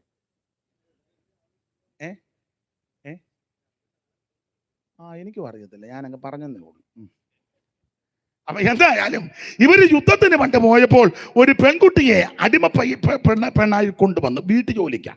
ഇവൾ ഈ വീട്ടിൽ വന്ന് ഈ വീട്ടിലെ സാഹചര്യമൊക്കെ കണ്ടപ്പോൾ ഇവക്ക് മനസ്സിലായി, അച്ചായം പരാക്രമശാലിയാന്നേലും പെരക്കകത്ത് കയറാൻ നോക്കുകയല്ല, പാളയത്തിന് വെളിയില്ല, പരുവക്കേടാ. അപ്പൊ ഇവക്കൊരു മനോവേദന. ഇവളൊരിക്കൽ വന്ന് കൊച്ചമ്മയോട് പറഞ്ഞു, കൊച്ചമ്മേ, നമുക്ക് അച്ചായനെ പ്രാർത്ഥിക്കുന്ന ഒരു സ്ഥലത്ത് കൊണ്ടുപോകാം. ഉടനെ കൊച്ചമ്മ, എഴുതിയിട്ടില്ലെങ്കിൽ നീ ജോലിക്ക് വന്നെങ്കിൽ ജോലി ചെയ്താൽ മതി, ഞങ്ങളുടെ വീട്ടിലെ കാര്യത്തിലൊന്നും. എന്നാൽ ഇവക്കൊരു സുവിശേഷ ആത്മാവുണ്ട്. വീട്ടുജോലിക്കാന്ന, വീട്ടുജോലി നല്ല ജോലിയാ, വീട്ടുജോലി ചെയ്യാത്ത തള്ളേക്കാളും നല്ലതാ വീട്ടുജോലിക്ക് വരുന്ന അമ്മാമ്മ. തള്ള ഇങ്ങനെ കസാര നിറച്ചിരിക്കുക, ഒരു ജോലിയും ചെയ്യാതെ. നിന്നിലും നല്ലതാ വീട്ടുജോലി, തൂക്കം മാറി കഴിഞ്ഞാൽ തള്ളയാ നല്ലത്. നിനക്ക് ഇച്ചിരി കാശുണ്ടെന്നേ ഉള്ളൂ. മിണ്ടുന്നില്ലല്ലോ. അല്ല, മിണ്ടുകയല്ല, എനിക്കറിയാം മിണ്ടുകയല്ലെന്ന്. ഇവള് സുവിശേഷാത്മാവുള്ളൊരു പെൺകുട്ടിയാ. അവള് പറഞ്ഞു, കൊച്ചമ്മേ, ഞങ്ങളുടെ അവിടെ ഒരു ഉപദേശിയുണ്ട്, പ്രാർത്ഥിക്കുന്ന ഉപദേശി. അച്ചായനെ അവിടെ കൊണ്ടുചെല്ലുകയാണേ, വിടുതൽ കിട്ടും. എന്തായാലും കൊള്ളാം, വിസ്തരിക്കുന്നില്ല. നയമാൻ വന്നപ്പോൾ ഈ തള്ള പറഞ്ഞു, പിന്നെ എവള് പറയുന്ന എവിടെ നാട്ടിൽ പ്രാർത്ഥിക്കുന്നൊരു ഉപദേശിയുണ്ട്, നിങ്ങളുടെ കുഷ്ഠം മാറുമെന്നാ അവള് പറയുന്ന, നമുക്ക് അറ്റ കൈക്കൊന്ന് പോകാം. എന്തായാലും പുള്ളിക്ക് ആഗ്രഹമായി. കഴുതിക്ക് കോപ്പുമൊക്കെ ഇട്ട് സമ്മാനമെല്ലാം എടുത്ത് വേണ്ടപ്പെട്ടവരെയും കൂട്ടി നയമാൻ എലീശായുടെ വീട്ടിലോട്ട് പോവുക പ്രാർത്ഥിക്കാൻ. നല്ല ചിന്തയോടാ പുള്ളി പോകുന്നത്, നല്ല ചിന്തയാ. ഞാൻ അങ്ങോട്ട് ചെല്ലുമ്പോൾ ഉപദേശി എന്നെ കാണും, കണ്ട ഉടനെ എഴുന്നേക്കും, എഴുന്നേറ്റിച്ച് എൻ്റെ അടുക്കൽ വരും. ഞാൻ സേനാപതിയല്ലേ, എൻ്റെ അടുക്കൽ വരും. വന്നേച്ച് പുള്ളി ആകെ പാടെ ഒന്ന് നോക്കും. അപ്പൊ പുള്ളിക്കറിയാം കുഷ്ഠമാണ്. അപ്പൊ പുള്ളി ആ കൈ ഇങ്ങനെ വീശി ആട്ടി രോഗമുള്ള ഭാഗത്ത് റൈറ്റ് നൗ, അങ്ങനെയാണല്ലോ ഇപ്പൊ നടക്കുന്നത് അല്ലേ? റൈറ്റ് നൗ മേര് താഴെ കിടക്കുന്നു, താണ്ട തിത്ത എന്ന് പറഞ്ഞു ഇട്ട ഉപദേശി. പുള്ളി കാറേ കയറി പോയി, അവൾ താഴെ കിടക്കുക. പിന്നെ അവിടെ മാപ്പിള എവിടെ നോക്കിയാ ഇതിനെ കൊണ്ടേ പോകാൻ പറ്റുള്ളൂ, വേറെ ഒന്നിനും കൊണ്ടുപോകാനും ഒക്കത്തുമില്ല. നല്ല ചിന്തയോടാ പോയത്. പുള്ളി അവിടെ ചെന്ന് ഇങ്ങനെ കൈയൊക്കെ വീശി ആട്ടി പ്രാർത്ഥിക്കും, എനിക്ക് സൗഖ്യം വരും. ഈ ചിന്തയോടാ നയമാൻ അങ്ങോട്ട് പോയത്. പക്ഷെ അവിടെ ചെന്നപ്പോൾ ചിന്തയ്ക്ക് വിപരീതമായിട്ടാ സംഭവം. എൻ്റെ ഭാഷയാ, എൻ്റെ ഭാവനയാ. എലീശ ഇങ്ങനെ പ്രാർത്ഥിച്ചുകൊണ്ടിരിക്കുക, മൈൻഡ് ചെയ്തില്ല. പുള്ളി കുറേ നേരമൊക്കെ നോക്കി നിന്നു. നേരത്തെ വന്നവരെ പ്രാർത്ഥിച്ചു വിട്ടു. ലാസ്റ്റ് അങ്ങോട്ട് എന്ന് ചോദിച്ചു, എന്നാ പേര് നയമാൻ, എന്തുവാ ജോലി അരാം രാജാവിൻ്റെ സൈന്യാധിപനാ. ഓ ആട്ടെ, എന്തുവാ അഭിഷേകം? കുഷ്ഠമാ. ഓ, ഒരു കാര്യം ചെയ്യാം, അതുകൊണ്ട് അങ്ങോട്ട് പോയൊരു 7 പ്രാവശ്യം മുങ്ങി വെച്ചു. പുള്ളി ഓർത്തത് ഇങ്ങനെ വീശി റൈറ്റ് നോ എന്ന് വെക്കുമ്പം തിരിച്ച് കാറ കയറി പോകാമെന്ന. ഇവിടെ നേരെ തിരിച്ചാ പറഞ്ഞു, ഒരു കാര്യം ചെയ്തു, പ്രാർത്ഥിക്കാം, ദൂതൊക്കെ പറയാം, 7 പ്രാവശ്യം മുങ്ങാൻ പറഞ്ഞപ്പോൾ പുള്ളിയുടെ തനിനിറം വെളിപ്പെട്ടു. അല്ല, കുഷ്ഠമാന്നേലും കൃത്തിക്കുന്നതിന് ഒരു കുഴപ്പമോ?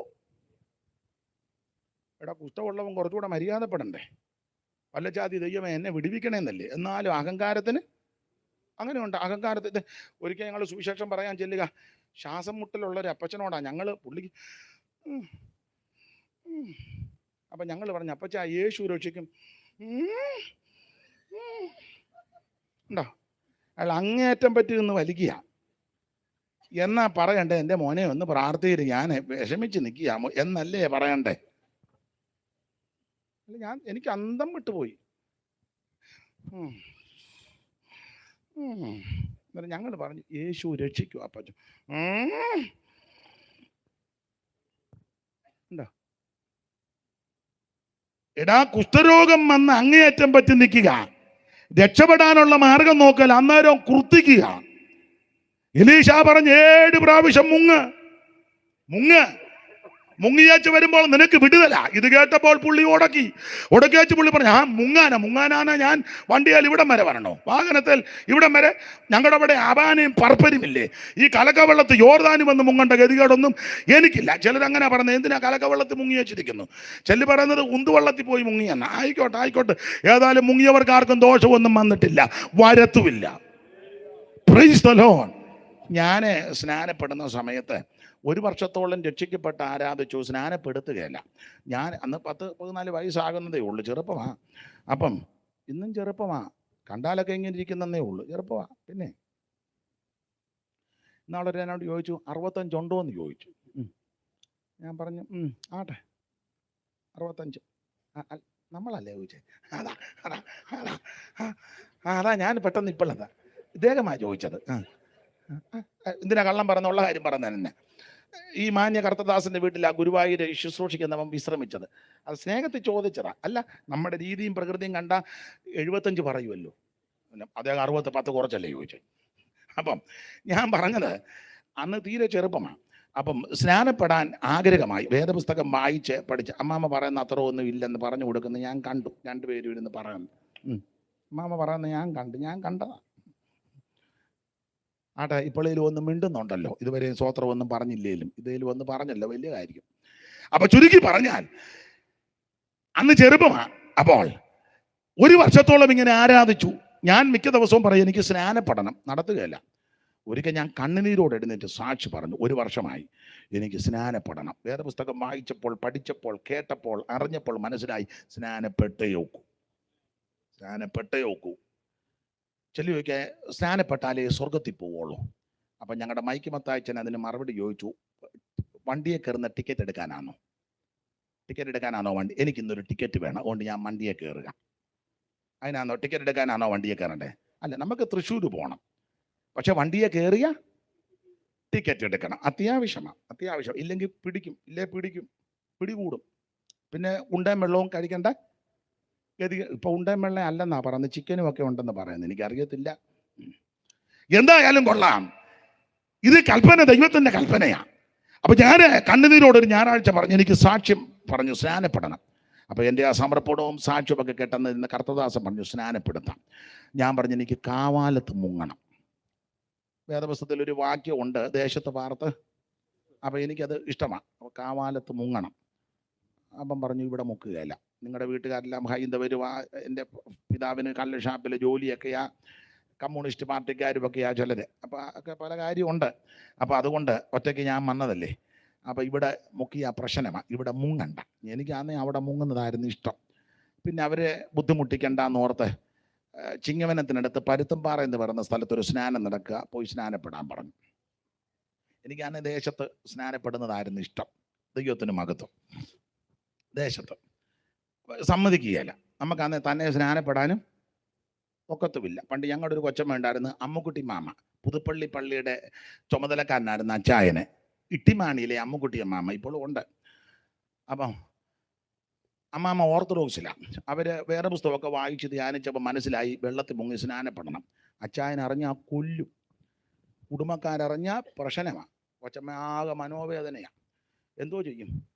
അപ്പോൾ എപ്പോഴും നല്ലൊരു ഭക്തയായ സ്ത്രീയാണ്. ഇവരൊരിക്കലെ പറവിൻ്റെ സമയമാണ്. അപ്പം കുറേ തുണിയൊക്കെ എടുത്ത് ആ കൈതേപ്പാലത്തെ തോട്ടിലെ തുണി കഴുകിക്കാൻ തുണി കഴുകിക്കൊണ്ട് നിൽക്കുക. വെള്ളമുണ്ട്. കഴുകിക്കൊണ്ടിരുന്നപ്പോൾ ഈ വചനമല്ല ഇങ്ങനെ ഓർത്ത് സ്നാനപ്പെടണം. കൊച്ചമ്മ ഒട്ടും അമാന്തിച്ചില്ല. തുണി അവിടെ വെച്ചേച്ചേ ആ വെള്ളത്തിലോട്ട് എന്ന് വെച്ചേ കൈ രണ്ടും കൂപ്പി തന്നെ അങ്ങ് മുങ്ങി 3 പ്രാവശ്യം മുങ്ങിയച്ച്. പിറ്റേ ദിവസം വന്ന് അന്ന് PG മാത്യു സാറാ ടാബർനാക്കളിലിരിക്കുന്നത്. PG മാത്യു സാറിനോട് പറഞ്ഞു, സാറേ ഞാൻ സ്നാനപ്പെട്ടു. സാറ് ചോദിച്ചു, എങ്ങനെ സ്നാനം? ഞാൻ തന്നെ മുങ്ങിയെന്ന് പറഞ്ഞു. എങ്ങനെ? 3 പ്രാവശ്യം മൂക്ക് എത്തിപ്പിടിച്ചോണ്ട്. പിന്നെ സാറ് പറഞ്ഞു കൊടുത്ത്, അങ്ങനല്ല മുങ്ങേണ്ടത്, ഒരു സ്നാപകൻ വേണം. മാതൃക യേശുവും യോഹന്നാൻ സ്നാപകനും കാണിച്ചു. അതാ മാതൃക. എന്തായാലും കൊള്ളാം, ഞാൻ സ്നാനപ്പെടാൻ തീരുമാനിച്ചു. പരുത്തമ്പാറയെങ്കിൽ പരുത്തമ്പാറ. അപ്പം ഞങ്ങളുടെ സഭക്കാർ പറഞ്ഞു, വീട്ടിൽ പറഞ്ഞേച്ച് പോകണം. ഞാൻ പറഞ്ഞു, വീട്ടിൽ പറഞ്ഞാൽ എന്നെ ശരിപ്പെടുത്തും, ഒക്കുകയല്ല. അപ്പം ഞങ്ങളുടെ സഭയിലൊരു അമ്മ വന്ന് പറഞ്ഞു, മോനെ, മാതാപിതാക്കൾ വല്ലതും അംഗീകരിക്കണമെങ്കിൽ വെളുപ്പിനെ എഴുന്നേറ്റ് പറഞ്ഞാൽ മതി. അമ്മയൊരു ഉപാധി പറഞ്ഞതാണ്. ഞാൻ പ്രാർത്ഥിച്ചു ഒക്കെ ബലപ്പെട്ട് വെളുപ്പിനെ എഴുന്നേറ്റ് എൻ്റെ പിതാവും മാതാവും എഴുന്നേറ്റപ്പം ഞാൻ ചെന്ന് പറഞ്ഞു, ഞാൻ നാളെ സ്നാനപ്പെടുക. അവർ പറഞ്ഞു, സ്നാനപ്പെട്ടു. വലിയ സന്തോഷമായി. അത് കഴിഞ്ഞ് കുളിക്കാനായിട്ട് ആറ്റിപ്പോയി കുളിയെല്ലാം കഴിഞ്ഞ് അല്പം താമസിച്ച് വീട്ടിൽ വന്നപ്പം അച്ചാച്ചനും അമ്മയും കോപിഷ്ഠരായിട്ട് നിൽക്കുക. ഞാൻ വന്നപ്പോൾ, ഡാ ഇനി വന്നതെന്ന് പറഞ്ഞു. മുമ്പേ എന്തുവാ പറഞ്ഞു? ഞാൻ പറഞ്ഞു, ഞാൻ നാളെ സ്നാനപ്പെടുക. സ്നാനം? നാളെ സ്നാനപ്പെട്ട ഇങ്ങോട്ട് വന്നേക്കരുതെന്ന് പറഞ്ഞു. ഞാൻ പറഞ്ഞു, നിങ്ങളല്ലയോ മുമ്പേ പറഞ്ഞ സ്നാനം, അത് ഉറക്കപ്പിച്ചിന് പറഞ്ഞതാണ്. അമ്മ പറഞ്ഞ ഉപാധിക. ഞാനൊരു കാര്യം പറഞ്ഞാൽ, ഉറക്കപ്പിച്ചിന് ആരെയും പിടിച്ച് മുക്കരുത് കേട്ടോ. മുക്കരുത്. ഈ ഉറക്കപ്പിച്ചിന് മുക്കിയതൊക്കെയായി പ്രശ്നം ഉണ്ടാക്കുന്നത്. അതെ, ആൽപ്പാറയിലും കൂട്ടാലയിലും മുടിക്കോടും പിന്നെ മുല്ലക്കരയിലും പിന്നെ ഇവിടെ എന്തുവാ കിഴക്കേ കൂട്ടാലയും പടിഞ്ഞാറേ കൂട്ടാലയും ഉണ്ടല്ലോ. ആ ഏത് കൂട്ടാലയായിക്കോട്ടെ, മയക്കം വന്നതിനെ എല്ലാം പിടിച്ച് മുക്കിയതാ. പണ്ട് ഒരു സംഭവം കേട്ടിട്ടുണ്ട്. പാസ്റ്റർ MB വർഗീസ് അവർകൾ IPCയുടെ ഇപ്പോഴത്തെ സീനിയർ പാസ്റ്റർ 100 വയസ്സ് തികഞ്ഞു. കർത്തൃദാസൻ ഒരിക്കൽ പറഞ്ഞൊരു സാക്ഷ്യമാണ്. റാന്നിയിലൊരു വീട്ടിലെ ഒരപ്പച്ചൻ മരിച്ചു. അന്ന് വാഹന സൗകര്യം അധികമില്ല. ഒരാളെ പെട്ടെന്ന് കുമ്പനാട്ട് വിട്ടു. അന്ന് TG ഉമ്മച്ചൻ അവർകളും MB വർഗീസ് അപ്പച്ചനും മറ്റു പിതാക്കന്മാരെല്ലാം ക്ലാസ് എടുക്കുക. റാന്നി നാള് കുമ്പനാട്ട് വന്ന് പറഞ്ഞു, ഇന്നടുത്തെ അപ്പച്ചൻ മരിച്ചു പോയി, ഉമ്മച്ചനും വർഗീസും വന്ന് അടക്കണം. വീട്ടുകാരുടെ നിർബന്ധം. ഉടനെ തന്നെ ക്ലാസ് നിർത്തി. 2 പേരും ഉച്ചയ്ക്ക് ഊണും കഴിച്ചില്ല. പെട്ടെന്ന് പൊടുന്നനെ അവിടെ നിന്ന് ഇറങ്ങി റാന്നി ചെന്ന് നടന്നു പോകണം. നടന്നു ചെന്ന് ഇച്ചിരി വൈകിപ്പോയി. അപ്പം അടക്കം കഴിഞ്ഞ് ആരുമില്ല, താമസിച്ചു പോയി. അപ്പം TG ഉമ്മച്ചൻ ചോദിച്ചു, ബേച്ചാ എപ്പോൾ വരാനാ പറഞ്ഞേ? 4 മണിക്ക്. ഇപ്പം എന്തുവായി? 5 മണി കഴിഞ്ഞു. എന്നാൽ എല്ലാവരും പോയി കാണാം, നമുക്കും തിരിച്ചു പോകാം. അപ്പം പറഞ്ഞു, നമ്മളിവിടെ വരെ വന്നെന്നാൽ കൊച്ചമ്മയെ കണ്ടേച്ച് പോകാം. കുത്തുകല്ല് കയറി മേളിൽ ചെന്ന് കഥകை മുട്ടി. കൊച്ചമ്മ ഇറങ്ങി വന്ന് ചിരിച്ചോണ്ടാ വരുന്നത്. അപ്പം ബേബിച്ചായൻ പറഞ്ഞു, അടക്കിയിട്ട് 1 മണിക്കൂറായില്ല, കൊച്ചമ്മയ്ക്ക് ഇത്ര ആനന്ദം. ദൈവദാസന്മാർ വന്ന് കയറി ഇരുന്നാട്ടെന്നും പറഞ്ഞിരുന്നു. പെട്ടെന്ന് കട്ടനിട്ട് കൊടുത്തു. അടക്കത്തിൻ്റെതായ കാര്യങ്ങളൊന്നും കാണുന്നില്ല. അപ്പം മനസ്സുണ്ടെന്ന് ചോദിച്ചു. കൊച്ചമ്മേ, അച്ചായൻ പറയാം അവിടെ ഇരിക്കേ. എൻ്റെ വേവിച്ച പിള്ളേര് മറുനാട്ടില്ല അന്നത്തെ കാലത്ത്. അപ്പം ഇന്നത്തെ പോലെ എപ്പോഴും വരാനൊന്നും ഒക്കത്തില്ല. അച്ചായന് പ്രഷറും ഷുഗറും മറ്റ് അസ്വസ്ഥതകളുള്ളതാണ്. അപ്പം പിള്ളേര് ഇന്നാൾ വന്നപ്പോൾ പറഞ്ഞു, ഇനി എന്തെങ്കിലും പ്രയാസം വന്നാൽ ഞങ്ങൾ വരാനൊക്കത്തില്ല, അങ്ങനെ എന്തെങ്കിലും ഉണ്ടായാൽ പെട്ടെന്ന് അങ്ങ്. എൻ്റെ വേവിച്ച ഇന്ന് രാവിലെ ഞങ്ങൾ 2 പാട്ട് പാടി പ്രാർത്ഥിച്ചപ്പം അച്ചായന് ഒരു പ്രയാസമായി, മയങ്ങി താഴെ വീണു. ഞാൻ ചെന്ന് നോക്കിയപ്പം പൾസ് പഠിക്കുന്നില്ല, ദേഹമെല്ലാം തണുത്ത്. ഞാൻ അലച്ചു കൂവി. ഇവിടെ വേലയ്ക്ക് നിന്നവനെ പിള്ളേരിങ്ങനെ പറഞ്ഞതുകൊണ്ട് കുമ്പനാട്ടോട്ട് വിട്ട് അവർ തന്നെ വരാൻ പറഞ്ഞു. അവൻ അങ്ങോട്ട് പോയി ഇച്ചിരി കഴിഞ്ഞപ്പോൾ അച്ചായൻ അങ്ങ് എഴുന്നേറ്റെന്ന് പറഞ്ഞു. ആടെ ചേനയ്ക്ക് തടവെടുക്കുന്നു, ഇപ്പം വരും, കണ്ടേച്ച് പോയാൽ മതി, നിങ്ങൾ കട്ടൻ കുടിക്കാൻ പറഞ്ഞു. ഇവർക്ക് കട്ടൻ ഇട്ട് കൊടുത്ത് കട്ടൻ കുടിച്ചുകൊണ്ടിരിക്കുമ്പം അച്ചായൻ വരുന്നു. വന്ന് ഇരുന്ന് വർത്താനമൊക്കെ പറഞ്ഞു. എന്നാൽ ഞങ്ങൾ പ്രാർത്ഥിച്ച് പോവാന്ന് ടീജുമ്മച്ചൻ അവർകളും വേവിച്ചാൻ മേക്കാട്ട് വേവിച്ചാനോട് പറഞ്ഞ് പ്രാർത്ഥിച്ചേച്ച് ഇറങ്ങി. കൈമടക്കുമൊക്കെ കൊടുത്തു. ഇവരിറങ്ങി ഇങ്ങോട്ട് വന്നപ്പം മേക്കാട്ട് വേവിച്ചാൻ്റെ രസികനാണല്ലോ. അച്ചായൻ പറഞ്ഞതാ, ഉമ്മച്ചായ ഞാൻ കൊച്ചമ്മയോട് പറയാൻ ഒരുങ്ങിയതാ. ഞങ്ങൾ ഇന്ന് ഭക്ഷണം കഴിച്ചിട്ടില്ല, കുമ്പനാട്ട് ക്ലാസ് നടന്നിട്ടില്ല, വളരെ ക്ഷീണിച്ച് നടന്നാ വന്നേ, കൂടെ കൂടി ഇങ്ങനെ വരാനൊക്കത്തില്ല, അച്ചായനെ ഇങ്ങോട്ട് അടക്കി വെച്ചേ പോകുന്നുള്ളു എന്ന് പറയാൻ ഒരുങ്ങിയതാ. പക്ഷെ പറഞ്ഞില്ല. അല്ല, അങ്ങനെ അടക്കാൻ പറ്റുമോ? ഇല്ല. പുള്ളിക്ക് ചത്തിട്ടില്ല. പുള്ളിക്ക് രാവിലെ ഒരു മയക്കം വന്നതേ ഉള്ളൂ. പെന്തിക്കോസ് വന്ന ഒരു കുഴപ്പടി, മയക്കമുള്ളതിനെല്ലാം പിടിച്ച് നമ്മൾ മുക്കി. ഇവന്റെ മയക്കം മാറിയപ്പോൾ തനി സ്വരൂപം വീണ്ടും സഭയ്ക്കകത്ത്, അതാ മിക്കടുത്ത്. അതുകൊണ്ട് ദൈവത്തെ ഓർത്ത് പറയുക, മയക്കം വന്നതിനെ ഒന്നും പിടിച്ച് മുക്കരുത്, അതങ്ങനെ നിൽക്കട്ടെ. ഏതായാലും ഞാൻ സ്നാനപ്പെടാൻ തീരുമാനിച്ചു. അപ്പം വീട്ടുകാർ പറഞ്ഞു, സ്നാനപ്പെട്ട അതിലേ പൊക്കോണം. എന്തിനേറെ സ്നാനപ്പെടാൻ ഒരുങ്ങി. അന്ന് രാത്രി കൺവെൻഷന് ചെന്നപ്പോൾ PN സെക്രട്ടറി TG കോശി അവർകളാ സംസാരിച്ചത്. സ്നാനത്തെ പറ്റി പറഞ്ഞിട്ട് അദ്ദേഹം പറഞ്ഞു, ദൈവത്തിന്റെ കൽപ്പനയാ, യേശുവിനോട് ചേരാനാ, യേശുവിനെ ധരിക്കാനാ, അവിടുത്തെ മരണ അടക്ക പുനരുത്ഥാനത്തോട് ഏകീഭവിക്കുന്നതാ. ഞാനങ്ങ് ബലപ്പെട്ടച്ച് പുള്ളിയുടെ സാക്ഷ്യം പറഞ്ഞു. സ്നാനപ്പെട്ട സാക്ഷ്യം കുഞ്ഞാനച്ചാനെ TG കോശി അവർകൾ ശാരോ സഭയുടെ പ്രസിഡന്റ് മൺമറഞ്ഞു. ഇത് പറഞ്ഞേച്ച് അദ്ദേഹം ഒരു വാചകം കൂട്ടിച്ചേർത്തു, ഇന്ന് രാത്രി ദൈവത്തിന്റെ കൽപ്പനയാകുന്ന സ്നാനം അനുസരിക്കാൻ ആരെങ്കിലും ഈ പന്തലിലുണ്ടെങ്കിൽ അവര് മുമ്പോട്ട് വന്നാൽ പെട്രോമാക്സിൻ കത്തിച്ചു കൊണ്ടുപോയി സ്നാനപ്പെടുത്തും. ഞാൻ ആ പന്തലിരുന്ന് ബലപ്പെട്ടു. യോഗം കഴിഞ്ഞപ്പോൾ അന്നത്തെ ഇട്ടുപദേശമൊക്കെ ചെന്ന് ഞാൻ പറഞ്ഞു, എനിക്ക് രാത്രി മുങ്ങണം. പുള്ളി വെച്ചു, രാത്രിയിലോ? ഞാൻ പറഞ്ഞു, പുള്ളി പറഞ്ഞല്ലോ രാത്രി മുക്കാൻ. അത് ഉണർവിന് പറഞ്ഞതാണ്, ആളെ നേരം വിളക്കട്ടെന്ന് പറഞ്ഞു. എന്തായാലും രാത്രി കഴിഞ്ഞപ്പം വേറെ 2 ആൾക്കാർ വന്ന് പ്രശ്നമുണ്ടാക്കി. എൻ്റെ വീട്ടിൽ നിന്ന് എങ്ങനെയോ ന്യൂസ് കിട്ടി, സ്നാനപ്പെടുത്തിയ പ്രശ്നം. അപ്പം സഭയിൽ ചിലർ എതിർത്തു, അങ്ങനെ അന്ന് മുക്കണ്ടെന്ന്. അങ്ങനെയുള്ള കുണം പിടിക്കാത്തവരും സഭയ്ക്കകത്തുണ്ട്. എന്തായാലും രാത്രി പ്രാർത്ഥിച്ചു. ചിലരെന്നെ ധൈര്യപ്പെടുത്തി, കർത്താവ് ശക്തീകരിച്ചു. ഓടിച്ച് പറയാം, പിറ്റേന്ന് 14 പേര് സ്നാനപ്പെടണം. ഇപ്പോഴത്തെ സ്നാനമല്ല, റോഡേ കൂടെ പാട്ടുമൊക്കെ പാടി തമ്പുകളുമൊക്കെ അടിക്കായി പോകുന്നത്. അങ്ങനെ അമ്പാട്ടുകടവിലാണ് സ്നാനപ്പെടുന്നത്. ഞങ്ങളിങ്ങനെ റോഡേ നടന്നു പോയി. 2 ദൈവദാസന്മാർ, ഒന്ന് കുടിമറ്റത്തെ ദാനിയേൽ ഉപദേശി, 2 പാസ്റ്റർ PJ കിട്ടി പാലമുട്ടിൽ, 2 പേരും വെള്ളത്തിലിറങ്ങി ഓരോരുത്തരെ സ്നാനപ്പെടുത്തിക്കൊണ്ടിരിക്കുക. പാട്ടുമൊക്കെ പാടി നല്ല അന്തരീക്ഷം. 13 പേര് ഇറങ്ങി. ഞാൻ ചെറുപ്പമാ, 14ാമത് കരയ്ക്ക് നിൽക്കുക. എൻ്റെ ഹൃദയത്തിൽ അല്പം പ്രയാസമുണ്ട്. വീട്ടിൽ പ്രശ്നം, സഭയിലും ചിലർ ഉടക്കുണ്ടാക്കുന്നുണ്ട്. എങ്ങനെ? പക്ഷെ ഇങ്ങനെ നിന്നപ്പോൾ ദൈവം എന്നെ ധൈര്യപ്പെടുത്തി. ഒരു വാക്യം നിങ്ങൾക്കറിയാം. ആ വാക്യം, യേശു യോഹന്നാന്റെ കൈക്കിട്ടി സ്നാനപ്പെടാൻ ചെന്നപ്പോൾ യോഹന്നാൻ യേശുവിനെ തടഞ്ഞു. അപ്പോൾ യേശു പറഞ്ഞ പദമാ, ഇപ്പോൾ സമ്മതിക്കാം. ഈ വാക്യം എന്നെ ധൈര്യപ്പെടുത്തി. ഇപ്പോൾ സമ്മതിക്കാം. മുമ്പുണ്ടായ വിഷയവും ഇനി ഉണ്ടാകാനുള്ളതും ചിന്തിക്കണ്ട, ഇപ്പോൾ സമ്മതിക്കാം. ഈ വാക്യം ധൈര്യപ്പെടുത്തി. സൈമൺ സാർ എഴുതിയ ഒരു പാട്ടുണ്ട്, ആ പാട്ടിൻ്റെ വരിയും എന്നെ ധൈര്യപ്പെടുത്തി. യേശു പറഞ്ഞ ഉടനെ ആമേൻ സ്തോത്രം, ദൈവിക നീതികൾക്ക് സാഫല്യമേകിടുവാൻ ഞാനിപ്പോൾ വന്നിരിക്കെ മറുത്ത് ചൊന്നിടാതെ സ്നാനം കഴിക്കുക സമ്മതമായി. ഈ വരിയും ഈ വാക്യവും എന്നെ ധൈര്യപ്പെടുത്തി. പിന്നെ അമാന്തിച്ചില്ല, 14ാമത് ഇറങ്ങിച്ചെന്നു. അതിൽ പാലമൂട്ടിൽ പാസ്റ്റർ PJ കിട്ടി അവർകൾ കാര്യങ്ങൾ പറഞ്ഞ് എന്നെ വെള്ളത്തിലേക്ക് മുക്കി. ഒരു സാക്ഷ്യവും കൂടെ പറയാം. വെള്ളത്തിലോട്ട് മുക്കിയപ്പോൾ പിടിവിട്ടുപോയി എന്ന് പറഞ്ഞാൽ ഞാൻ വെള്ളത്തിനടി വെച്ച് ആത്മശക്തി പ്രാപിക്കുന്നത്, അഭിഷേകത്തിൽ നിറഞ്ഞു, പിടിവിട്ടു പോയി. പിന്നീട് അപ്പച്ചൻ പറഞ്ഞു പുള്ളി പേടിച്ചു പോയെന്ന്. എനിക്ക് പേടിയില്ല, ഞാൻ വെള്ളത്തിൽ കുട്ടനാടല്ലേ, വെള്ളത്തിൽ പരിചയമുണ്ട്. അപ്പച്ചൻ വെപ്രാളപ്പെട്ടെങ്കിലും പൊങ്ങി വന്നത് മറുഭാഷ പറഞ്ഞ, അങ്ങനെ ആത്മസ്നാനം പ്രാപിക്കുന്നത്. നൃത്തം ചെയ്തു വെള്ളത്തിൽ നിന്ന്. അപ്പച്ചനും ആത്മാവിലായി. കരയ്ക്ക് നിന്ന് സ്നാനപ്പെടണ്ടെന്ന് പറഞ്ഞ പുള്ളിക്കാരും ആത്മാവിൽ ബലപ്പെട്ടു. അങ്ങനെയാണെന്നുള്ള പുസ്തകത്തിലെ ഒരു വാക്യമുണ്ടല്ലോ, ആമൻ സ്തോത്രം, യേഹൂ ഇസ്രായേലിലോട്ട് വരുമ്പോൾ ആമൻ യോരാൻ ചികിത്സയ്ക്ക് വന്നിച്ച് യോരാൻ നോക്കുമ്പോൾ ഒരുത്തൻ വരുന്നു. ആ കണ്ടിട്ട് നിമിഷിയുടെ മകൻ യേഹൂ വരുന്നത് പോലെയൊക്കെ ഇരിക്കുന്നു. അപ്പോൾ ഒരുത്തനെ പറഞ്ഞു വിട്ട് അങ്ങോട്ട് ചെല്ലാൻ. അവൻ അങ്ങോട്ട് ഇങ്ങനെ എന്നപ്പോൾ കുതിരപ്പുറത്ത് എന്നപ്പോൾ യേഹൂ ചോദിച്ചു, എന്നാടാന്ന് ചോദിച്ചു. ഒന്നുമില്ല, വന്ന് നിൽക്കടാന്ന് പറഞ്ഞു. ഉടനെ അവനും ആത്മാവിലായി. അപ്പം വേറൊരുത്തനെ വിട്ട്, ഇവനെ കാണുന്നില്ല. അവനും ചെന്നപ്പോൾ എന്നാടാന്ന് ചോദിച്ചു. ഒന്നുമില്ല, വന്ന് പുറകെ നിൽക്കടാ. അവനും ആല. അപ്പം ചെന്നവൻ ആത്മാവിലാകുക. ഇതാ ഈ ആത്മശക്തിയുടെ ഒരു വിശേഷത. അവൻ സ്നാനപ്പെടേണ്ടെന്ന് പറഞ്ഞ ഒരു ആത്മാവിലായി. അന്ന് പകൽ അവൻ ആത്മശക്തികൾ നിറഞ്ഞു. കൽപ്പന പ്രമാണിക്കുന്നവന് ഒരു ദോഷവും സംഭവിക്കത്തില്ല. ഇവിടെ നയമാൻ കുർത്തിച്ചേച്ച് പറഞ്ഞു, അമാനയും പർപ്പരും ഞങ്ങളുടെ അവിടെ ഉണ്ട്, പിന്നെന്തിനാ യോർദാനി മുങ്ങുന്ന? അപ്പോൾ ഒരുത്തൻ ചെന്ന് പറഞ്ഞു, യജമാനന് കട്ടിയായ കാര്യമൊന്നും അല്ല പറഞ്ഞ, മുങ്ങാനല്ലേ പറഞ്ഞ്, അങ്ങ് മുങ്ങ, വരുന്നിടത്ത് വെച്ച് കാണട്ടെ. അതൊക്കെ നല്ല ബുദ്ധി ഉണ്ടായി പോയി മുങ്ങി. നിങ്ങൾക്കറിയാം, 7 പ്രാവശ്യം മുങ്ങി. 7ാമത്തെ പ്രാവശ്യം മുങ്ങി പൊങ്ങിയപ്പോൾ അവൻ്റെ ദേഹം ചെറിയ ബാലകന്റെ ദേഹം പോലായി. ദൈവപുരുഷന്റെ കൽപ്പന പ്രമാണിച്ചത് കൊണ്ട് അവന് രോഗശാന്തി ഉണ്ടായി.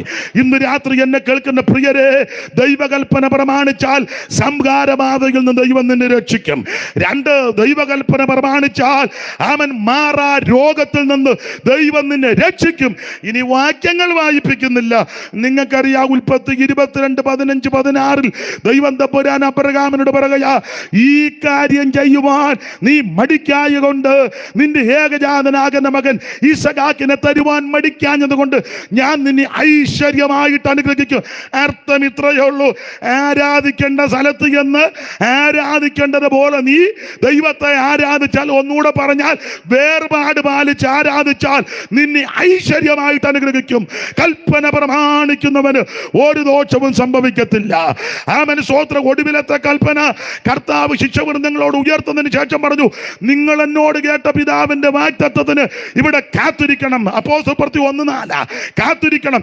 യെരൂശലേം വിട്ടുപോകാതെ അവരാ കൽപ്പന ശിരസ വഹിച്ച് 120 പേര് കൂടുന്ന ഒരു സംഘം ഒന്നിച്ച് കാത്തിരുന്നു. അപ്പോസ്തലപ്രവൃത്തി 2-ാം അധ്യായത്തിൽ അവിടുത്തെ കൽപ്പന അനുസരിച്ച് കാത്തിരുന്നപ്പോൾ, പെന്തക്കോസ്ത് നാൾ വന്നപ്പോൾ ദൈവത്തിന്റെ പരിശുദ്ധാത്മാവ് ഇറങ്ങി വന്നു ഓരോരുത്തന്റെ മേൽ പതിഞ്ഞു.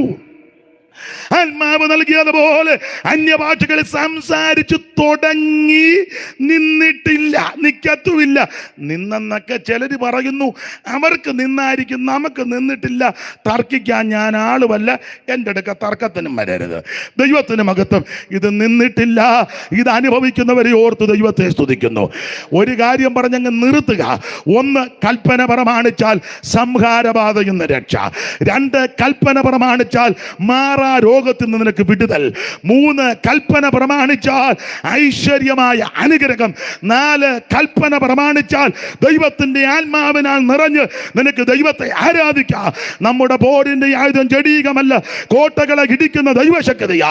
ഇന്ന് രാത്രി ദൈവാത്മാവിൽ നിറഞ്ഞ് ആരാധിക്കുന്ന ദൈവത്തിന്റെ പൈതലെ, സകല പോരുകടമേലും ദൈവം നിനക്ക് ജയം നൽകും. Praise the Lord.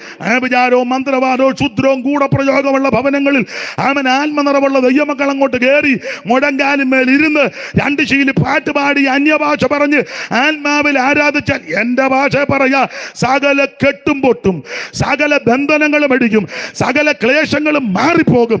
ഇന്ന് രാത്രി കൽപ്പന പ്രമാണിക്കുന്നവന് ഒരു ദോഷവും സംഭവിക്കത്തില്ല. ദൈവത്തിന്റെ കൽപ്പന പ്രമാണിക്കാൻ ഇന്ന് രാത്രി നമുക്ക് സമർപ്പിക്കാം. എല്ലാവരും ഒരു നിമിഷം ഒന്ന് പ്രാർത്ഥിച്ചാട്ടെ. കർത്താവേ, അവിടുത്തെ കൽപ്പന അനുഷ്ഠിക്കുവാൻ ഇന്ന് രാത്രി എന്നെ സമർപ്പിക്കുന്നുവെന്ന് എല്ലാവരും ഒരു നിമിഷം ഒന്ന് പ്രാർത്ഥിച്ചാട്ടെ. കൽപ്പന പ്രമാണിക്കുന്നവന് ഒരു ദോഷവും സംഭവിക്കത്തില്ല. ഇന്ന് രാത്രി യേശു ക്രിസ്തുവിനെ ഇതുവരെ രക്ഷിതാവായി സ്വീകരിക്കാത്ത ആരെങ്കിലും എന്നെ കേൾക്കുന്നെങ്കിൽ, യേശു ക്രിസ്തു ഒരു വിഭാഗത്തിൻ്റെ മതത്തിൻ്റെ സംഘടനയുടെ ദൈവമല്ല, അവിടുന്ന് മുഴു ലോകത്തിൻ്റെ ദൈവമാണ്.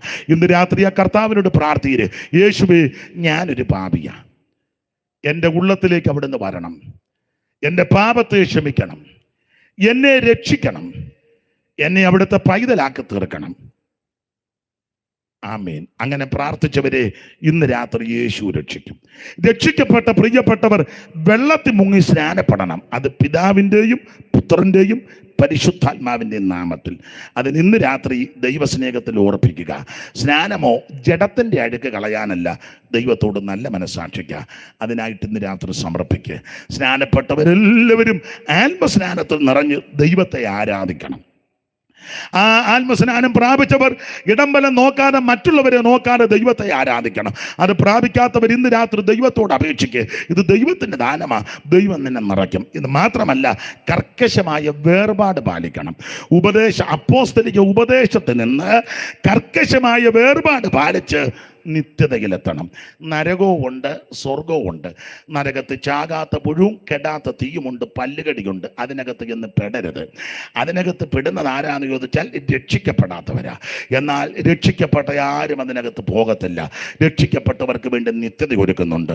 ഇന്ന് രാത്രി യേശുവിനെ രക്ഷിതാവായി സ്വീകരിച്ച് ആ നിത്യത പ്രാപിക്കുവാൻ ഈ രാത്രി സമർപ്പിക്ക്. ദൈവം നിങ്ങളെ അനുഗ്രഹിക്കട്ടെ. എല്ലാവരും ഒരു നിമിഷം കൂടെ സമർപ്പിച്ച് പ്രാർത്ഥിക്കും. ഈ കുടുംബത്തെ ദൈവം അനുഗ്രഹിക്കട്ടെ. സമീപത്ത് പാർക്കുന്ന എല്ലാവരെയും ദൈവം അനുഗ്രഹിക്കട്ടെ. ദേശനിവാസികളെ ദൈവം അനുഗ്രഹിക്കട്ടെ. കേൾവിക്കാരാകുന്ന എല്ലാവരെയും ഇന്ന് രാത്രി യേശു അനുഗ്രഹിക്കട്ടെ. എല്ലാവരും ഒരു നിമിഷം കരമുയർത്തി ഹല്ലേലൂയ പാടാം. ഇന്ന് രാത്രിയിലും ഇന്നലെയും ഒക്കെ ശുശ്രൂഷിപ്പാൻ ദൈവം കൃപ നൽകി ക്ഷണിച്ച ബഹുമാന്യ കർത്തദാസനും സഭയ്ക്കും, വിശേഷിച്ച് ഈ ദേശത്തുള്ള ദൈവമക്കൾക്ക്, ഈ വാത്സല്യ ഭവനത്തിനും എല്ലാ സഹോദരങ്ങൾക്കും നന്ദി. കർത്താവിൻ്റെ വരവിനായിട്ടൊരുങ്ങാം. ദൈവകൽപ്പന പ്രമാണിക്കാം. ദൈവം എല്ലാവരെയും അനുഗ്രഹിക്കുമാറാകട്ടെ. ആമേൻ. Thank U.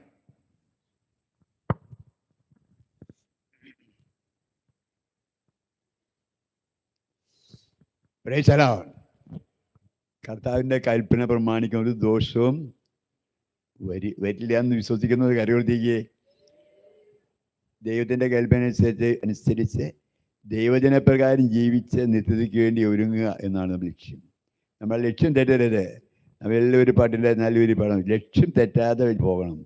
പല ലക്ഷ്യം തെറ്റരുത്, ലക്ഷ്യം തെറ്റാതെ പോകണമെന്നുള്ളതാണ് ദൈവത്തിൻ്റെ അതിൻ്റെ വെളിപ്പാട്. ലക്ഷ്യം അതാണേ, എന്നാശയതാണേ, എൻ ജീവനാഥനെ ഞാൻ എന്നു കാണുമോ. ലക്ഷ്യമതാണേ, എൻ ജീവനാഥനെ ഞാൻ എന്നു കാണുമോ. ലക്ഷ്യം എന്ന് പറഞ്ഞാൽ പാട്ടുപാടാനും സമയത്തിൻ്റെ ക്രമേണമില്ല. ലക്ഷ്യം തെറ്റാൻ പാടില്ല. വിശ്വസിക്കുന്നവർ ശരിയായ നിലയിൽ ഗ്രഹിക്കുന്ന കാര്യങ്ങളാണ് കേട്ടുകൊണ്ടിരുന്നത്. ഗ്രഹിച്ചവരെ ഓർത്ത് സ്തോത്രം ചെയ്യുന്നു. ഗ്രഹിക്കുക എന്ന് പറഞ്ഞാൽ മനസ്സിൽ, ഹൃദയത്തിൽ സംഗ്രഹിച്ച് അതനുസരിച്ച് ജീവിച്ച് നിത്യയിലേക്ക്, സ്വർഗരാജ്യത്തിലേക്കുള്ള യാത്രയിലാണെന്ന് ഒന്നും കൂടെ വിശ്വസിക്കുന്ന കരുവദേവത മധ്യപ്പെടുത്തണം. പ്രേക്ഷക അക്കരയ്ക്ക് യാത്ര ചെയ്യാണെന്ന് പറഞ്ഞാൽ പുഴയ്ക്കക്കരയ്ക്കല്ല, സ്വർഗത്തിലേക്ക്. അക്കരയ്ക്ക് യാത്ര ചെയ്യും സിയോൻ സഞ്ചാരി, ഓളങ്ങൾ കണ്ടു നീ ഭയപ്പെടേണ്ട. എല്ലാവർക്കും എഴുന്നേൽക്കാം. അക്കരയ്ക്കു യാത്ര ചെയ്യും സിയോൻ സഞ്ചാരി, ഓളങ്ങൾ കണ്ടു നീ ഭയപ്പെടേണ്ട, ഭയപ്പെടേണ്ട.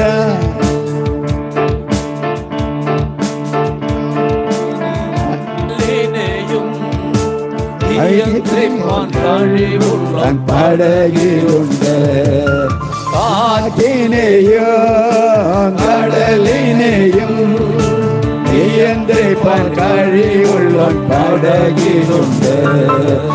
അക്കരയ്ക്കു യാത്ര ചെയ്യും സിയോൻ സഞ്ചാരി, ഓളങ്ങൾ കണ്ടു നീ ഭയപ്പെടേണ്ട. യാത്ര ചെയ്യും സിയോൻ സഞ്ചാരി, ഓളങ്ങൾ കണ്ടു നീ ഭയപ്പെടേണ്ട. അക്കരയ്ക്ക് യാത്രയിൽ ആണ് ഓരോരുത്തരും. ആ നിത്യമായ ഭവനത്തിലേക്കുള്ള യാത്രയിലായിരിക്കുമ്പോൾ പ്രതികൂലങ്ങളും പ്രയാസങ്ങളും ആഞ്ഞടിക്കുമ്പോൾ അതിനെ ജയിക്കണമെങ്കിൽ ആത്മാവിൻ്റെ ശക്തി സംഭരിക്കുന്നവരായിരിക്കണം. ആത്മാവിൽ ജീവിതം, ആനന്ദ ജീവിതം എന്ന് പാട്ട് പാടാറുണ്ട്. അങ്ങനെ ആത്മാവിൽ ആരാധിക്കുന്നവർക്ക് ഇപ്പോൾ സന്തോഷമാണെന്ന് വിശ്വസിക്കുന്നവർ കരവരികെ. ആത്മാവിൽ ജീവിതം, ആനന്ദ ജീവിതം, ആത്മാവിൽ ജീവിതം, ആനന്ദ ജീവിതം. ആത്മാവാൽ നിറയുക ആനന്ദ നദീത്, ആത്മാവാൽ നിറയുക. പാനം ചെയ്തിടുക, യേശു വേഗം വന്നിടും. പാനം ചെയ്തിടുക, യേശു വേഗം വന്നിടും. ദിനം ദിനം ദിനം നീ വാഴ്ത്തുക യേശുവിൻ പൈതലേ, അനുദിനവും പാടി വാഴ്ത്തുക. യേശുവേ പൈതലേ നീ അനുദിനവും പാടി വാഴ്ത്തുക. എല്ലാവരും ആത്മാവിൽ നിറഞ്ഞവരാണെങ്കിൽ സന്തോഷം. ദൈവരാജ്യം ഭക്ഷണവും പാനീയവുമല്ല, നീതിയും സമാധാനവും പരിശുദ്ധാത്മാവിൽ സന്തോഷമാണെന്ന് വിശ്വസിക്കുന്നതെന്ന് കരുതിക്ക് ഈ ലോകത്തിലേക്ക് നാം ചിന്തിക്കുമ്പോൾ ഈ ലോകം താൽക്കാലികമാണെന്നും നിത്യമായൊരു ഭവനത്തിലേക്ക് നാം എല്ലാവരും ഒരു ദിവസം യാത്ര പോകും. എപ്പോഴാണ് പോകുമെന്ന് പറഞ്ഞിട്ടില്ല. അതിന് ഒരുക്കത്തെക്കുറിച്ചാണ് ഞാൻ കേട്ടുകൊണ്ടിരുന്നത്. കർത്താവിൻ്റെ കൽപ്പന അനുസരിച്ച് ഒരു ദോഷം സംഭവിക്കില്ലെങ്കിൽ ഇല്ല എന്നുള്ള വചനപ്രകാരം ദൈവം നമ്മോട് കൃത്യമായി സംസാരിച്ചോർത്ത് ഒന്നുകൂടെ ദൈവത്തിൻ്റെ മഹത്വം കൊടുക്കാം. പ്രേക്ഷക ദൈവം നമ്മ എല്ലാവരെയും അനുഗ്രഹിക്കട്ടെ. സമയത്തിൻ്റെ ക്രമേണ എനിക്ക് അറിയാവുന്നതുകൊണ്ട് ഞാൻ ചുരുക്കുകയാണ്. ഇപ്പോൾ കർത്താവിൻ്റെ നമ്മുടെ ഈ സഭയോട് ബന്ധപ്പെട്ട് നമ്മുടെ കിഴക്കോൾ എന്ന് പറയുന്നത് ഞാനായിരുന്ന സഭയിൽ ഞാൻ ആ സഭയിലാണ് സ്ഥാനപ്പെട്ടത്. ഇവിടെ തന്നെയാണ് സ്ഥാനപ്പെട്ട ഒരു വർഷക്കാലം ഇവിടെയായിരുന്നു. അതിനുശേഷമാണ് ഞാൻ മണ്ണുത്തി പോയതിൻ്റെ കാരണം എന്നെ ഒരു ദൈവ വേലയിലേക്ക് അങ്ങനെ അവിടേക്ക് എത്തിക്കാൻ ഇടയായി. ആ പ്രദേശത്ത് പോയി പ്രവർത്തിക്കാൻ ഇടയായി.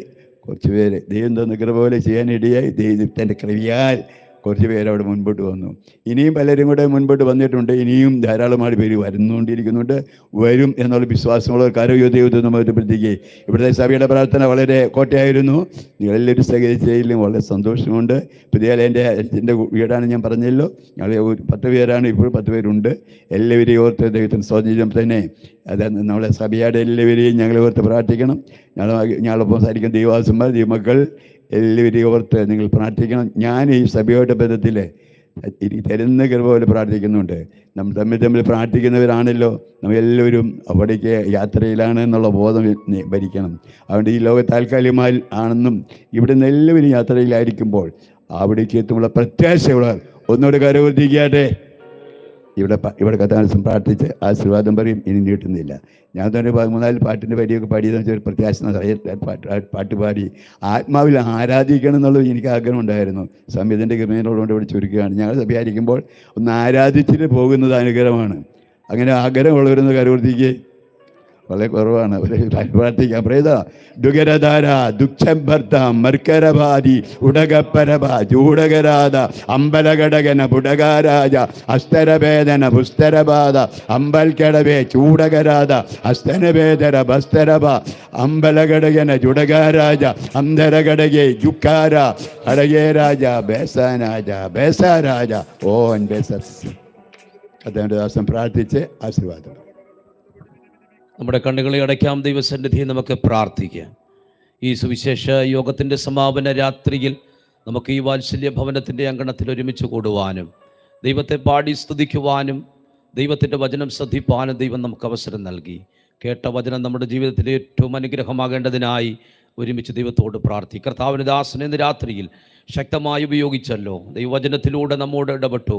ആ വചനങ്ങളെല്ലാം നമ്മുടെ ഹൃദയത്തിൽ ആഴമായി പതിയട്ടെ. ദൈവനാമത്തിന് വേണ്ടി അധികമായി പ്രയോജനപ്പെടുവാൻ നമ്മെ എല്ലാവരെയും കർത്താവ് സഹായിക്കട്ടെ. കർത്താവിൻ്റെ ദാസനെ ദൈവം അനുഗ്രഹിക്കേണ്ടതിനായി ഒരുമിച്ച് ചേർന്ന് ദൈവസന്നിധിയിൽ പ്രാർത്ഥിക്കാം.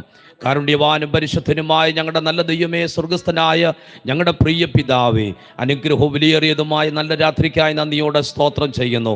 കർത്താവെ, കഴിഞ്ഞ ചില ദിവസങ്ങളായി തുടർമാനമായി നടന്നുകൊണ്ടിരിക്കുന്ന സുവിശേഷ യോഗത്തിൻ്റെ ഈ സമാപന രാത്രിയിലും ഞങ്ങളെ കൊണ്ടുവന്നതിനാൽ സ്തോത്രം ചെയ്യുന്നു.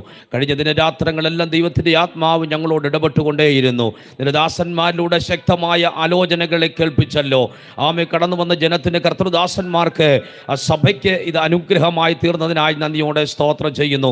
ഈ വാത്സല്യ ഭവനത്തിൻ്റെ അങ്കണത്തിൽ വെച്ച് കർത്താവെ നടത്തപ്പെട്ട ഈ മീറ്റിംഗ് ഈ കുടുംബത്തിനും കർത്താവെ സഭയ്ക്കും കടന്നു വന്ന ദൈവമക്കൾക്കും എല്ലാവർക്കും അനുഗ്രഹമാകുന്നതിനായി ഞങ്ങൾ നന്ദിയോടെ സ്തോത്രം ചെയ്യുന്നു. വിശേഷിച്ച് ഈ പ്രസ്ഥാനത്തിന് നേതൃത്വം കൊടുക്കുന്ന പ്രിയ കുര്യാക്കോസ് പാസ്റ്ററെ കുടുംബമായി ഓർത്ത് പ്രാർത്ഥിക്കുന്നു. കർത്താവിൻ്റെ ദാസനോട് ചേർന്ന് പ്രവർത്തിക്കുന്ന മറ്റ് കർത്തൃദാസന്മാർക്കായി ആമേൻ, അവരുടെ കുടുംബ കുടുംബങ്ങൾക്കായി, വേലസ്ഥലങ്ങൾക്കായി ഞങ്ങൾ പ്രാർത്ഥിക്കുകയാണ്. വർദ്ധിപ്പിക്കണമേ, ധാരാളമായി അനുഗ്രഹിക്കണമേ കർത്താവേ. അങ്ങയുടെ രാജ്യത്തിന് വേണ്ടി വീണ്ടും വീണ്ടും അധ്വാനിപ്പാൻ അങ്ങയുടെ ദാസന്മാരെ ഉപയോഗിക്കേണ്ടതിനായി പ്രാർത്ഥിക്കുന്നു കർത്താവേ. ഇന്ന് രാത്രികാലം ഞങ്ങൾക്ക് ഒരുമിച്ച് ദൈവപാദപീഠത്തിലായിരുന്ന ഞങ്ങൾ വന്ന സമയം മുതൽ ഈ നിമിഷം വരെയും ദൈവത്തിൻ്റെ വലിയ കൃപ ഞങ്ങളോട് കൂടെ ഇരുന്നതിനാൽ സ്തോത്രം ചെയ്യുന്നു. അനുഗ്രഹീതമായ ഗാനങ്ങളെ ആലപിപ്പാൻ പ്രിയ ഗായക സംഘത്തെ ദൈവം ഉപയോഗിച്ചല്ലോ. ശക്തമായി ദൈവം അവരെ അനുഗ്രഹിക്കണമേ കർത്താവേ. പ്രാർത്ഥിച്ച കർത്തൃദാസന്മാരുണ്ട്, അവരെ ഓർത്ത് സ്തോത്രം ചെയ്യുന്നു.